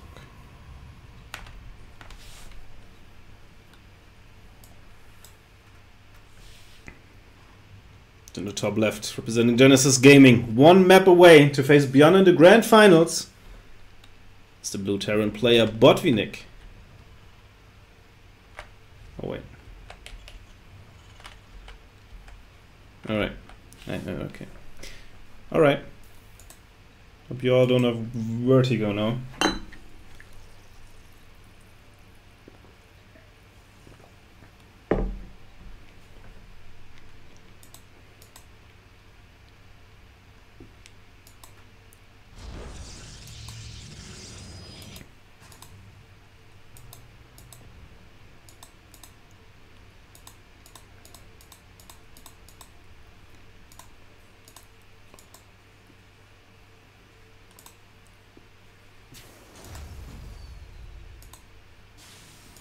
Alright, Marine expansion.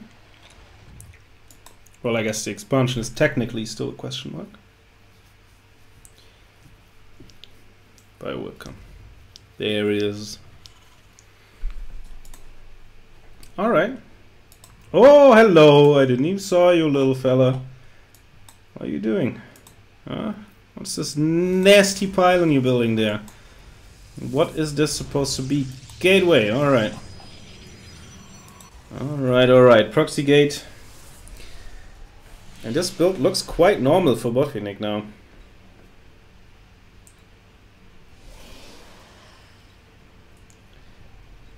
Chronobus on the Adepton on the warp gate.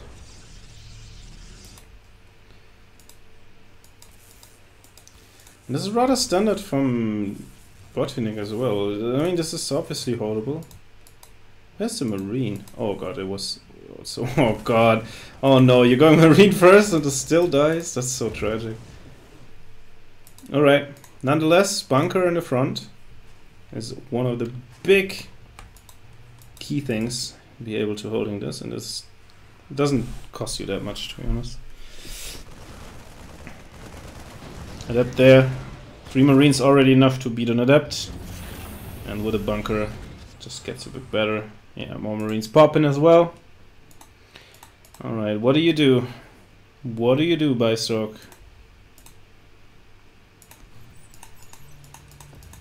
Yeah. Tech Lab already finishing up as well. Oh boy. Maybe you have to wait a little bit before you can.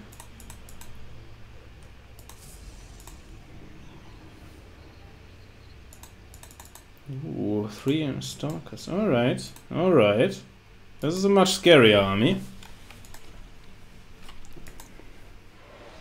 In building up his own. He's waiting for some sort of air unit here. Or a prism coming in. And not for 3 Adepts and 3 Stalkers cracking down on your bunker. We able to kill one of each, but there's a lot of Marines and still surviving. 3 workers going down in the meantime. But Cyclone and a lot of Marines able to push this back, and this is not really a scary... Like, there can go things wrong with this, for sure. Like, them pouncing on your workers is not nice, but still. But it's still got a lot of is able to build up a lot of pressure, and this could be able to force out mistakes as well. Like if we look at the army, if we look at the worker count, this is not that much of an investment. Like sure it is, but it's just a single gateway, and I guess more units than you would usually have. Of course, the Protoss would. Oh, that's in the main base. Oh. Usually, a Protoss would have a much earlier third base, of course. But he's getting... Like, he's chipping in 7 workers damage. That's not that bad. It's not that bad at all.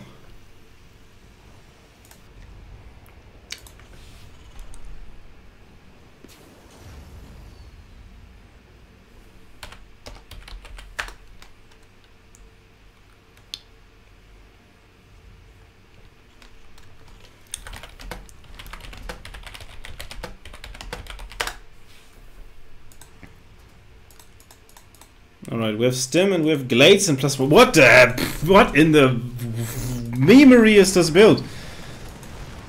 Botwinick found a proxy gate in the meantime and tries to do some damage. We'll get the Cyclone. A couple Marines are left home to deal with this, and at least no worker damage. And I don't know, Bystork is... His mining isn't great. Like he didn't build probes, keep building probes, so I'm guessing this is just a fake third nexus and he's actually planning on all-inning. I don't know, I'm not sure. Stim will be finishing up though, and this is always scary. The Terran usually have a power spike. That's Stim finishing up. And then another one once Medivacs joining the fray as well. I'm not sure what to think of. This looks like fast Medivacs here. Absolutely sure. Alright, alright. This is a late third base for the Protoss. Relatively early +1 though, and Glaives have already finished, so... Man, that's a shit ton of adepts still. Botwinick is leading in the army supply by far. He's looking for another one. Another proxy, I assume? But like there's 2 tanks, there's a bunker. There's even a turret just to be safe. Scouting in with 2 adepts, seeing, oh, no way in hell I'm going... Like, he should know. Like, no way in hell he's gonna crack this. Bystork now continues pro production once again.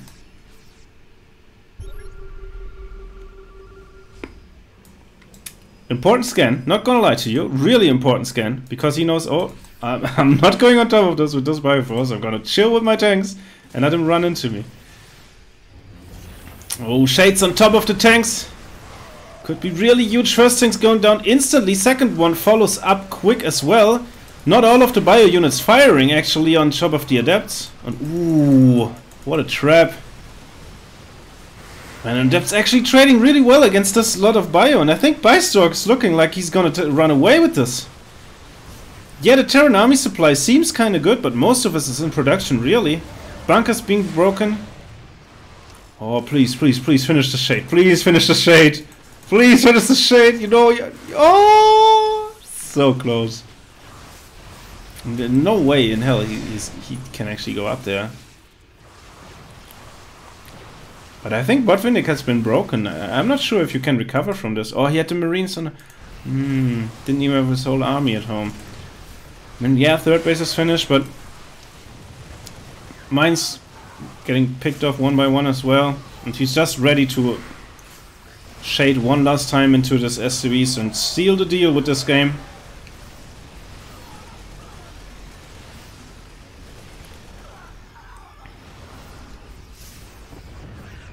Huh. Actually, I mean, no, I didn't. I thought it more died, to be honest. This is just too much Protoss. I'm convinced at this point now. Reinforcements here as well. No splash damage to speak of after that mine went off as well. There's 2 mines in the back, but like these can't possibly. No. There's a GG from Botvinnik and Bystock. Pulls back the series kinda.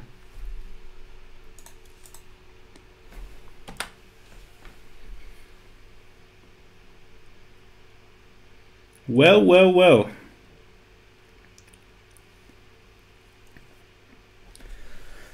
Oh, I'm sorry.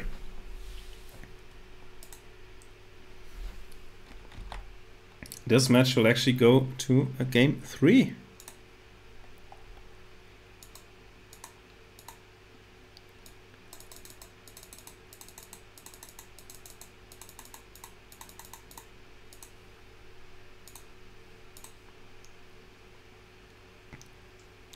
Actually, I know we have the same.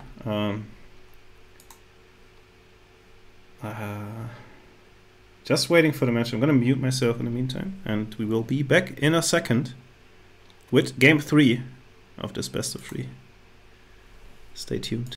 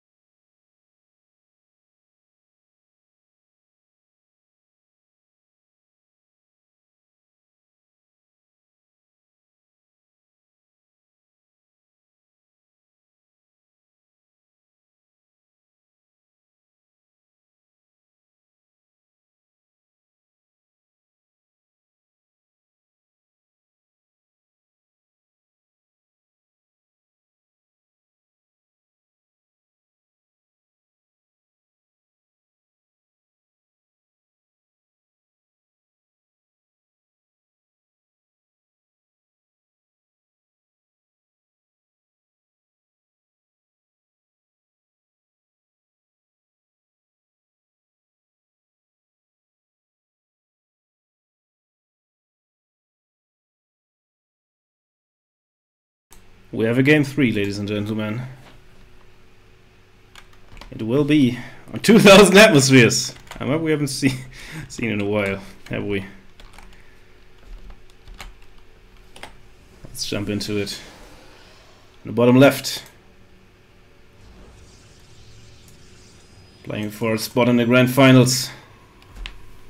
This is the pink Protoss player. It is Bystock.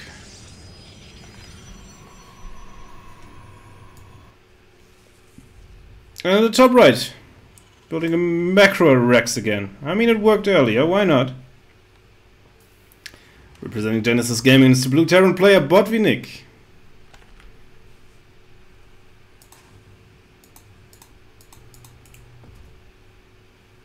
Amazing. Ooh, this probe is looking for something.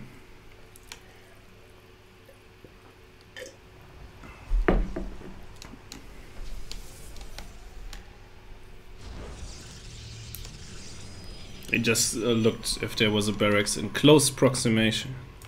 It wasn't, and besides he found the barracks, so he knows what's up. Tries to be annoying here. Gets an expansion. All good, as the Protoss say. Let's see how he deals with this aggression from Botvinnik though. That was quite successful for him earlier. Oh man, this probe's really annoying. This barracks is delayed by a lot as well. Yeah, this factory. Reaper now arrives, kills it off. Instantly building the reactor after that. No Marines involved. And second barrack. So this will be some sort of the aggression that Botvinnik showed us earlier. I mean, it was kind of obvious because all of the build looked like this as well. Let's just see if the scouting can be anything. That, yep, sees an adept and says, bye! Ooh, dodges the Adept though. Nice micro, and the Adept now on its own on the other side of the map. Ooh, first probe will die here for sure. Stargate is attacked, by the way. Which probably Botvinnik is delighted to see. He has a lot of instruments for probe production. For marine production. Reaper will go down. And now he has tanks and a starport in production too. Bystork, by the way, saw what Zyomec didn't earlier.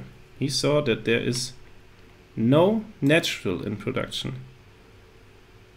And while there's the possibility this Botvinnik's like bunkering up and building just a late command center on the high ground, just screams more aggression. Bystork just going for Phoenix Adept, it seems like. And Phoenix are always good to deal with aggression because they can kill flying units, of course. They can lift up tanks. It can be annoying.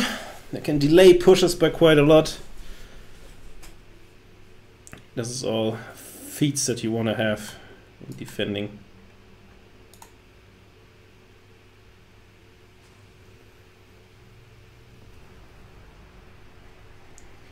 Let's see. This looks to be like this kind of aggression we've seen a lot, like against... Oh my god, Bystork goes in. There's a Viking, there's a Cyclone, there's a lot of Marines. I would not advise that. This is especially good against Stargate builds. Ooh, and he pulls the boys as well. Pulls the boys as well. And I like what I see. Wall being constructed. 2 shield batteries, additional pylon, additional units. That's all you want to have against this. Botvinnik moving out with a strong standing army. This is nothing to be scoffed at. For sure not. Especially because this army is pretty good against Phoenix, and Phoenix is what a lot of this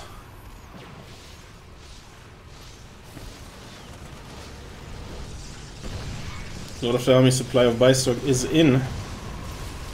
First tank is here, second as well. Oh my god, the shield batteries. Waits for the shield battery to drain, then bumps the super battery. Goes on top of it. Tank will be not able to be killed. Super battery in the back still active though. Most of the SCVs have died. The marine count is still quite healthy. Tank finally dies. Shield battery still, with the last amount of energy, manages to keep this Void Ray alive. But as soon as the lock-ons on these things come through, there should be an additional tank joining in the backline. Robo going down in the front, and man, if we just took the army supply, that speaks a clear language. 28 against 8 does not look good for the Protoss. 27 against 4, even less.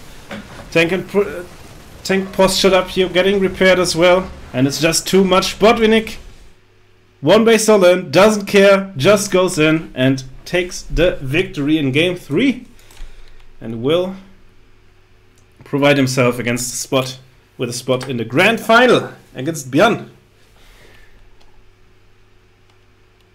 Amazing.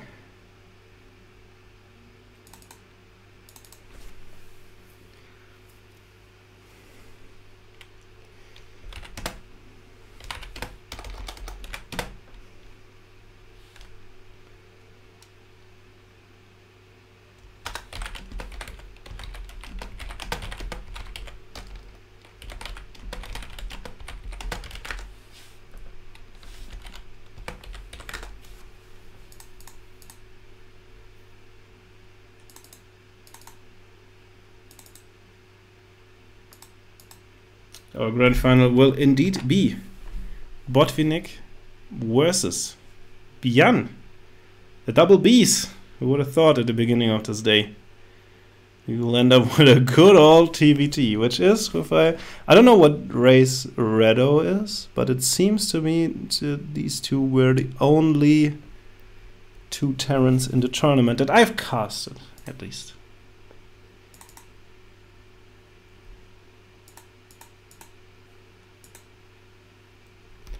Game third place. The bronze match will be between Bystroke and Christiana.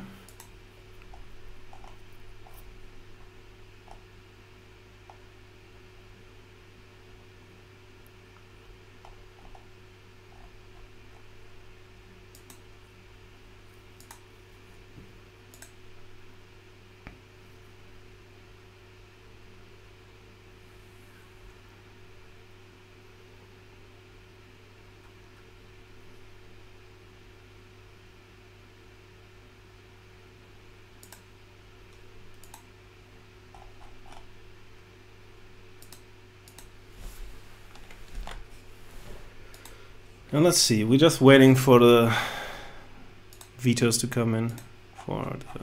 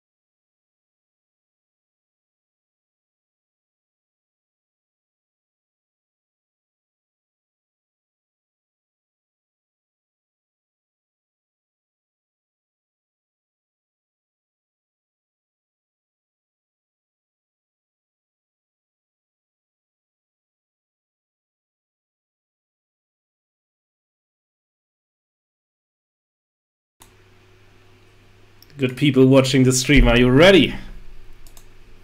Are you ready for the grand final that is between Botvinnik and Björn? TVT. Who might have thought the Terran solo casting today and we end on a TVT? How poetic is that? I would never have imagined such things. Let's hop into it. Starting on Jagannatha. This is a best of 5. The top right spawning. It's a red Terran player representing Genesis Gaming. It is Björn. It's Botvinnik. Oh my god, I'm gonna keep do this all the time. It's Botvinnik. Bottom left, representing Shopify Rebelled in the blue Terran player. This is Björn.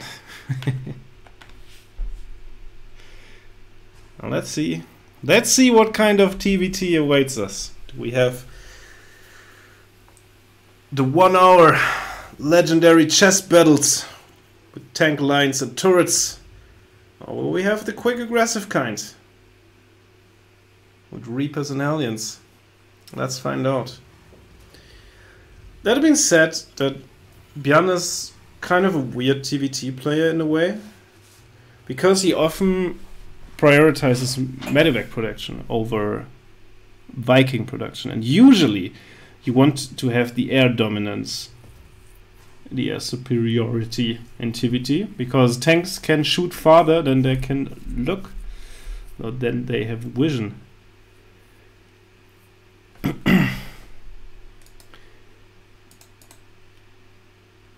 So if you have air control with Vikings, you can just kill the tanks without your opponent's tanks being able to shoot back. That's pretty good, because the tank and the Raven, I guess, are key units of this matchup. But Björn often, like, he just, and we've seen this earlier in the series against Christiana, he just relies on his micro and his multitasking, on this abnormous speed.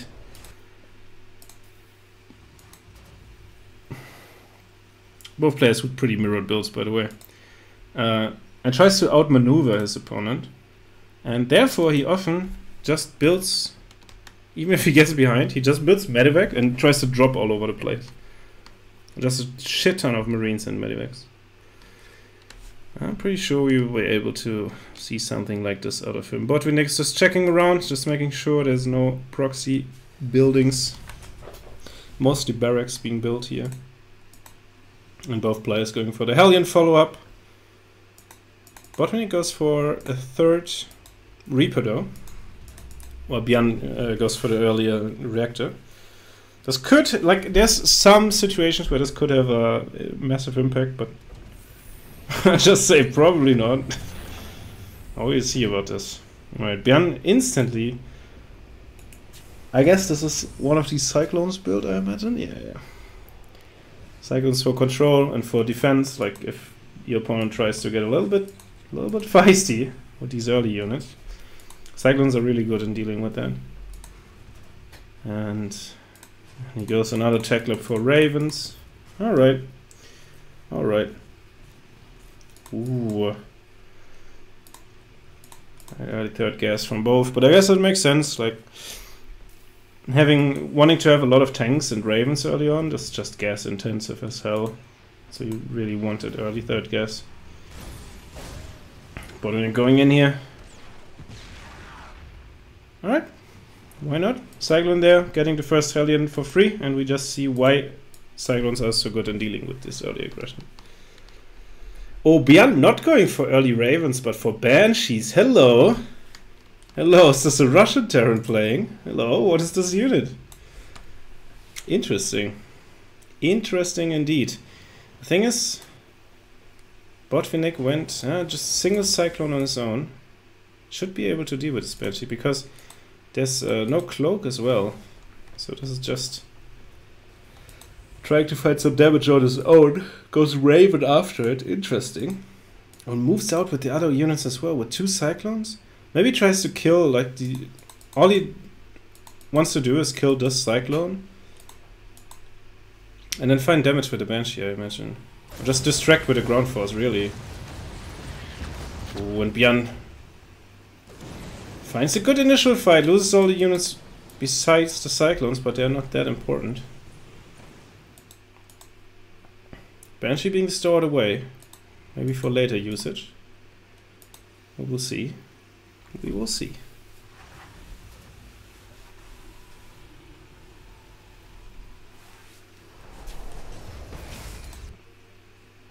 Early third base by bot. No, I mean, it's not that early, to be honest. It's fine. It's kind of fine. It's fine from both sides.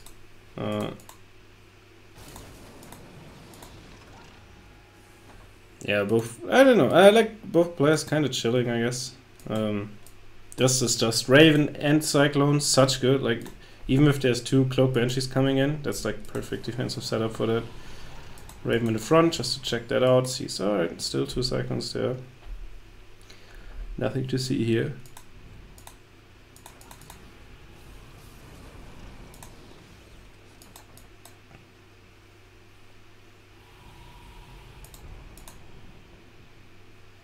Oh, yep. That's Cyclone. So both players seem to be kind of late with their barracks. Yeah, Botvinnik now gets them. And Bjorn as well. I see they could afford him earlier, I think. I'm not too sure though. So Bjorn has map control by the simple fact that he was the one that was willing to take it. Botvinnik was able to... Ooh, sneak a Reaper behind though. Just check it out, and he should be able to jump to the main base if he wishes so. Botvinnik saw these units. And kills two Marines for free, then sees the... Oh! The other move out. Yeah, sees the move out. That was alright. There's probably going to be a third base taken now. Or fight as well. And, ooh! This Reaper manages...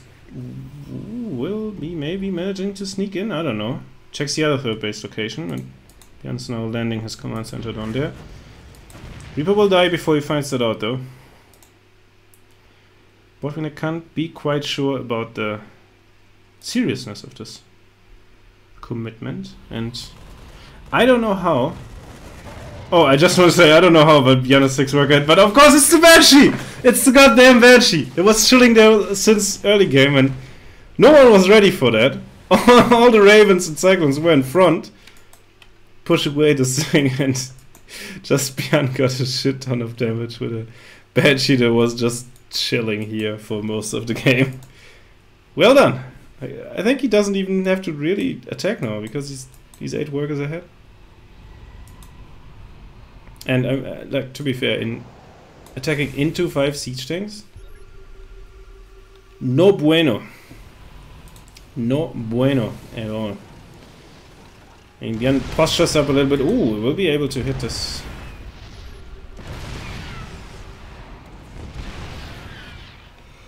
Bjarne is... It's a little bit dangerous to go in so deep. Because the thing with air control is, if you don't reset the Viking con, you just kind of build Vikings, and like obviously the defender's advantage will be huge. And just Bjarne going through the base, just dropping to, oh my god, dropping towards getting a Raven. Like imagine just getting a free Raven. All right, I mean these Ravens probably won't be making it out, but 1670. But just look at this, going in at the same time. Not too great success, we have to admit. But he just YOLOing around the opponent's bases and killing 20 workers with it. Is up 25 now. Bjarne, you absolute mad lad. That must be annoying as hell to play against that.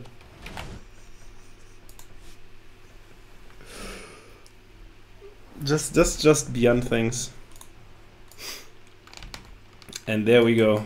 Prioritizes medivacs. I was telling you that. He doesn't have air control at all, but he doesn't care at all. Just building medivacs and gotta drop you.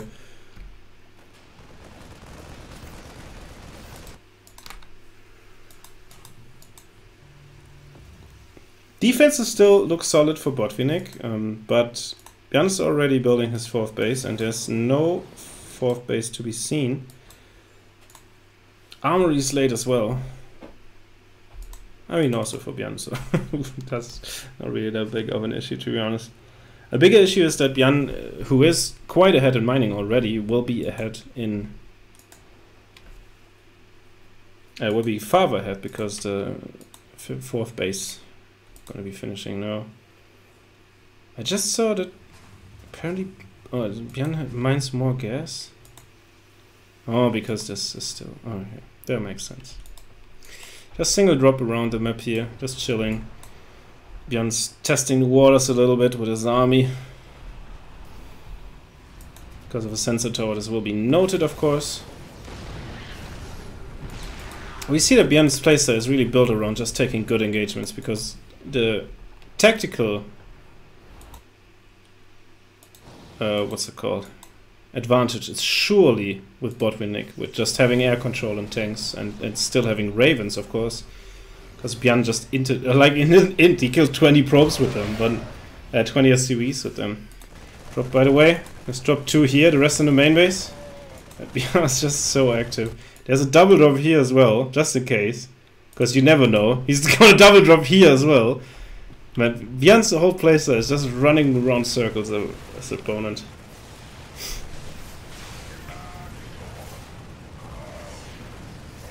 Finding not as much damage as earlier, so I'm not even sure if this is worth it, but just having like these tanks completely exposed now. I mean, there's no way that Björn can really pounce on that, but only having like the prospect of it is quite dangerous, I think.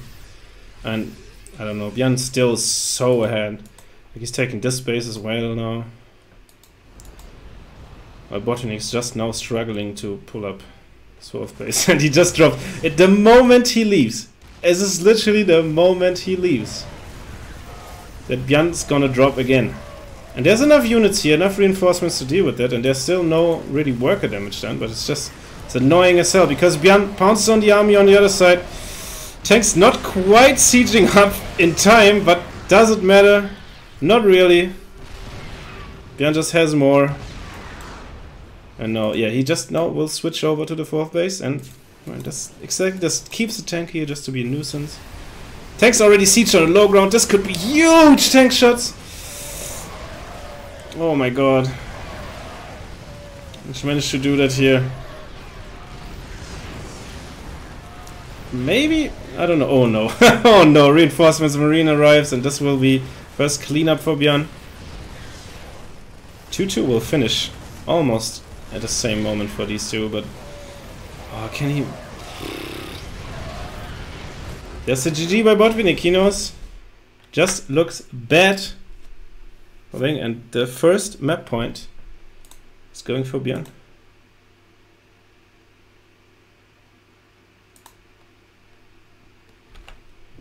Amazing gaming, that's what we call that.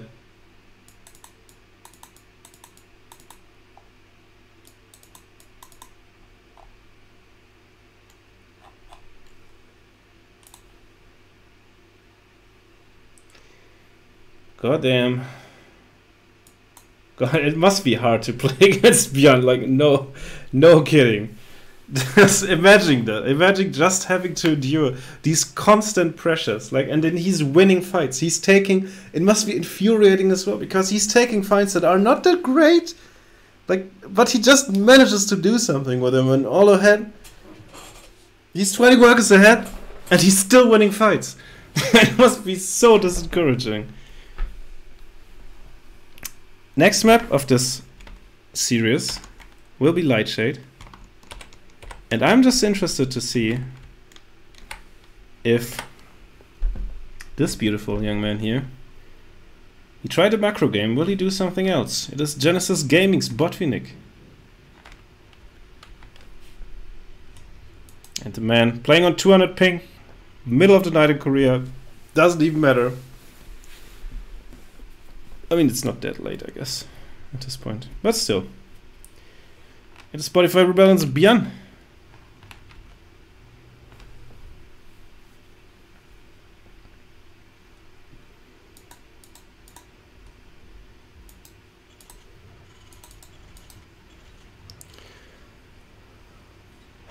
All normal so far.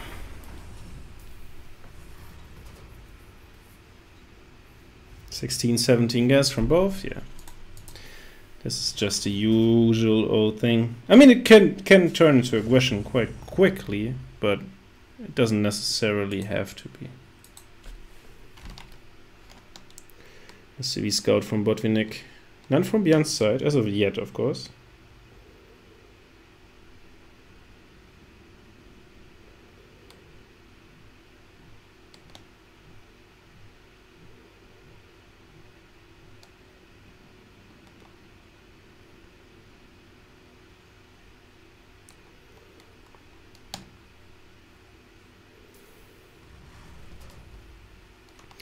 Arrives here. Sees, alright. There's a barracks at home. That's enough for the early game that you really want to know.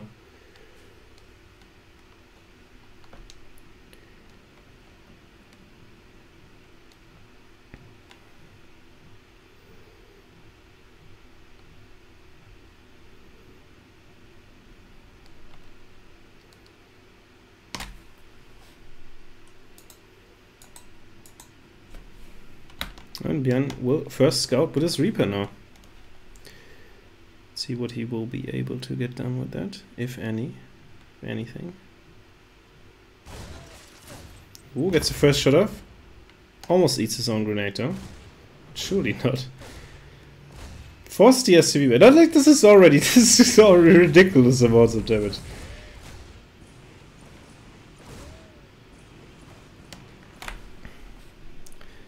Much being able to do as well. Way quicker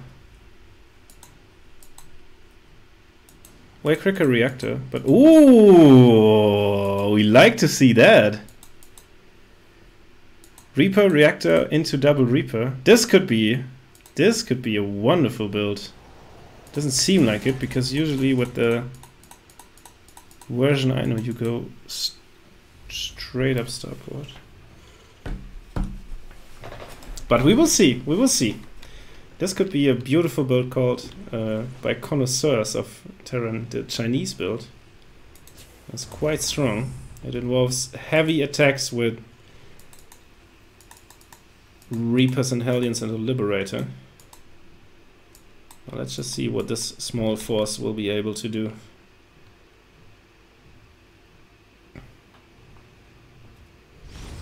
Oh, maybe quite a lot, but not really. Like the defenses are in position. It's hard to find any value out of this. Ooh, alright. So just pressure it's the choice. Just a bit of dedicated pressure and then going straight into the Raven, I imagine. Once we have 200 gas, yep, alright. So it is fairly standard. It's just a bit of committed aggression at the beginning, but I don't know. Yeah, the tank is finished. The Cyclone is here as well, and these trades are okay, I guess.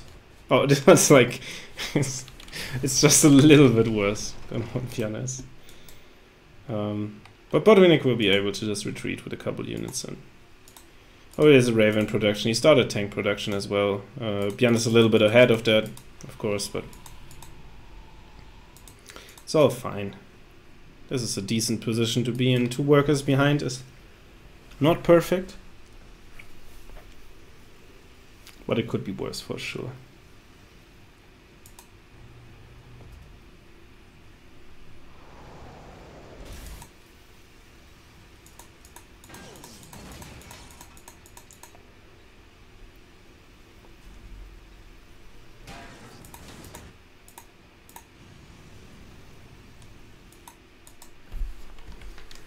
Björn once again taking the map control. This is a nice position just to scout out pushes from your opponent. And do we have any deviations? I think this is, yeah, this should be a 3 Raven build from Botvinnik. Oh, maybe I'm wrong. No, it's 2 Ravens for both, alright. Just Björn is up 1 tank. That's currently. So Björn going 3rd command center. So is Botvinnik, both going stim, both starting Raven productions. This looks fairly standard once again. I expected a bit of more early aggression, but I guess you have to really play gas first for that. And 16, 17 gas gives you similar amounts of units, not quite as quick, but you don't die to it, and it's just economically far better opening than gas first. Nice little... Ooh, both players deciding to move out at the same time. That's interesting. Thing is, if they meet, Botvinnik knows he can send these units in. Hellion and Cyclone getting caught on the top side. Massive tank shots, though. See what this run by force can do. Oh, Björn jumps on top and gets the whole of the army, though. Let's see what these units are able to achieve, because this is the only hope. Most of the tanks of Björn still survive a little bit. Inting now. Oh my god! This is a bloodfest. This was way better for Björn before that. Reinforcements been able to clear that. 7 SCVs going down, though. Oh, an 8, a 9th as well. And that puts Botvinnik quite a bit ahead.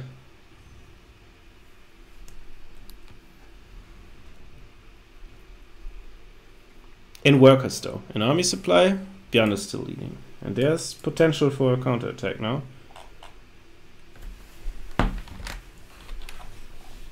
These are just individually clicked on those units. That's just great.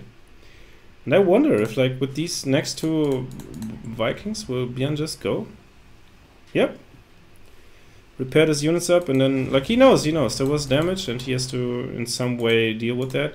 He has a Raven, though. This is not enough energy for an interference matrix, so the most overpowered ability in this matchup will not be seen.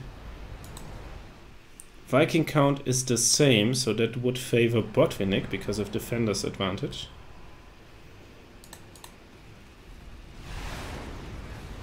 No, it's not the same anymore. Botvinnik's able to pick up a Viking early, though. This is really big.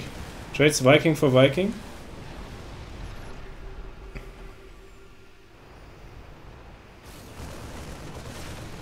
Ooh, and Marines get on top of these. That's not as ideal as it should be. Raven goes down.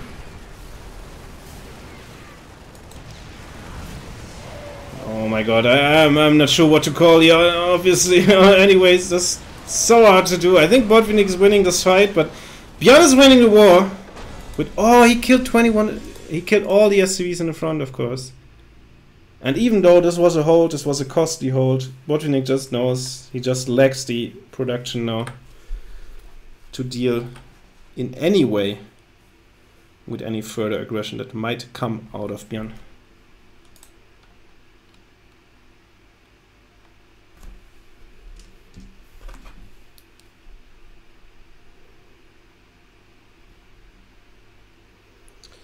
Boy oh boy, these games do not look encouraging for Botvinnik. Maybe now, in the third game, we will see some additional aggression. Let's just first find out what map it is, and then we could quite further think on that. It will be Romanticide.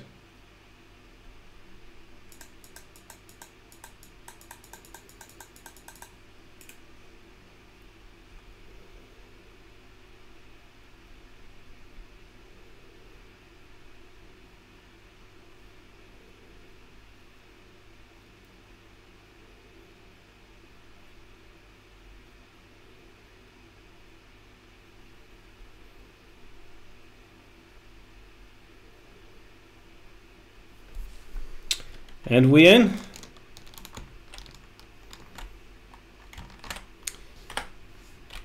Welcome to the first out of 3 match points that Björn has now.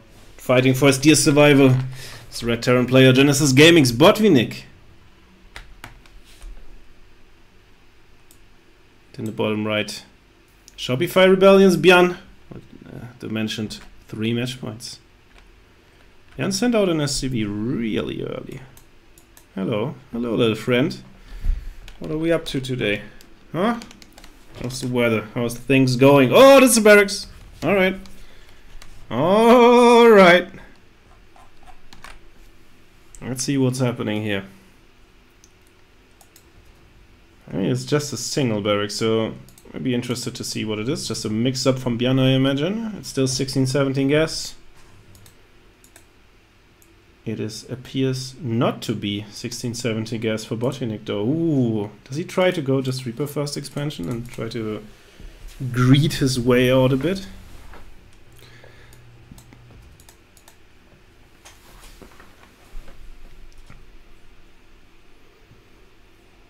Alright, will this barracks land here? Like, this could be Marauders. Yep.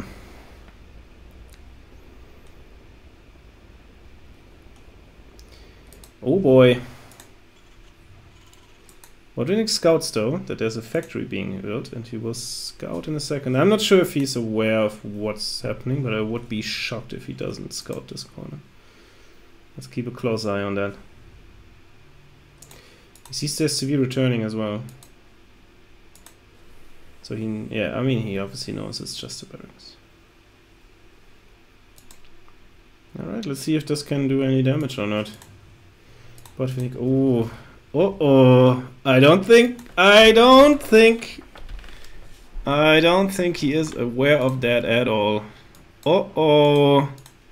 Bunker in front. Oh no. Oh no. Oh no. And Bjarne is ready for like phase 2 of this attack with. Oh, the Reaper. Oh, the Reaper. He doesn't find it. Oh no. Oh no. Let's go to the POV of the revelation for Botvinnik here. He knows, oh no, this is bad. This is horrible actually. Manages to put these 2 Marauders in the pocket, but I think there's not that much damage actually being done.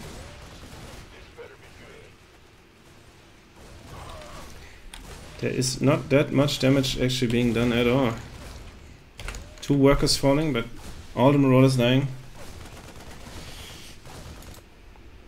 Well, Bjarne took a risk and it didn't pay off. Command center already finished for Botvinnik. The Thessalian has no way in. And even though there's still Marauders being produced, he surely won't be able to do that much. Bjarne now with a later expansion. More workers though than Botvinnik. Exactly the amount that he had killed. And its last Marauder pops out of the barrack just to do some additional damage. Let's check the units lost. And Bjarne is going Cloak Banshees behind. Oh man, he's so dirty. He's so dirty. He's so dirty. Oh my god. Bjarne just wants to go to bed, it seems like.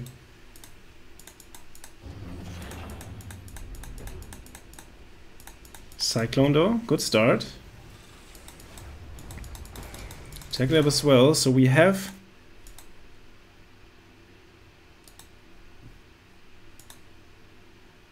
detection sometime soon. There's a scan available as well, this is really good. Maybe he just knows Bjarne's tendencies, so he knows it could be. But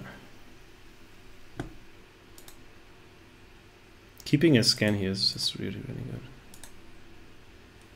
I mean, obviously, like in theory it isn't, because you always should mule if you have the chance, but I think he's gonna mule now when you have... Right, Cloak Banshee arrives. 2 scans available though, and a Cyclone in position. Just leaves the scan. Nice. But I think he will go in once again, and oh my god, just doesn't give a damn. Scan. There's a scan available, please. Oh, there's the Raven is out as well. 6 SCVs dying though. And this is already worth it. Both now on... Ooh. Interesting. 3rd base already in production, so...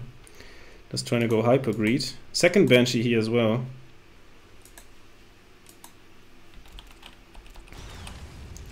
Interesting. And Bjarne even taking map control at the same time again. So out of a this was a failed proxy marauder, essentially. And still Bjarne comes out on top of that. That's just incredible.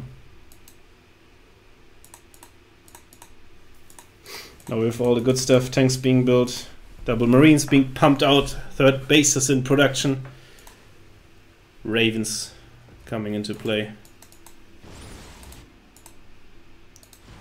And Bjarne just poking around, just seeing how far he can go, just seeing what the opponent has. Being a nuisance, gathering information. It's all good stuff. And we see Botvinnik been catched quite far from this. He's floating a lot. We know he's gonna spend it. But still. You can see, like, this bank is still there, and this just speaks to what it is dealing with Bjarne. You're constantly under pressure, yeah, like he will force so many mistakes out of you, on top of just taking good engagements.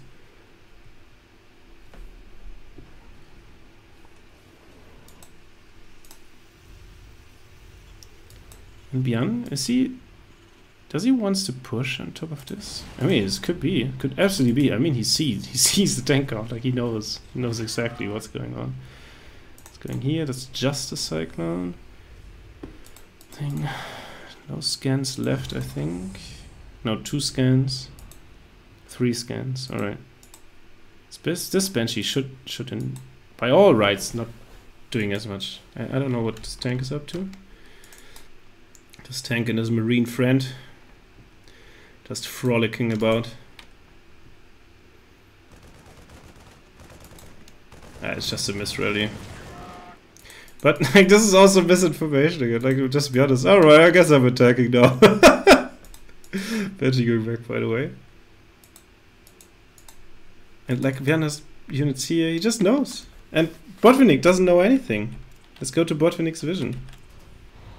He just doesn't know anything. He's gonna go here for... This is gonna get killed off. He just sees, alright, there's marines again. Gonna kill this off. And this will pull him into this position. But oh my god, the misclick as well on the tank. Oh no. It's just an unfortunate game, man. Really see, it takes a toll on your mental to play against Bjarne, it seems like. And now ready to push in here. Let's see how this will gonna go. On the band, and of course the Banshee is ready to jump in there and do 1 more damage.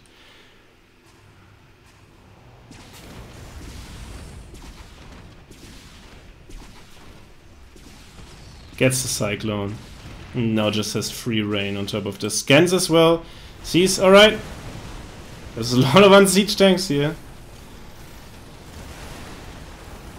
Has the air control as well. This Raven lives on 4 hit points. And he just goes in and kills SCVs with the turrets, and I really like this. He doesn't even commit this army because, you know, yeah, it's like, don't want to engage into this concave of tanks. But he kills 8 workers. Just like that.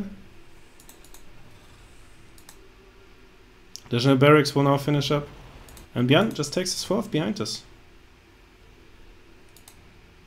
He waits for combat shields too, I guess, because with combat shields you can stim and not be one-shot by tanks. Before combat shields you stim and then you're one-shot to tank splash damage, rather.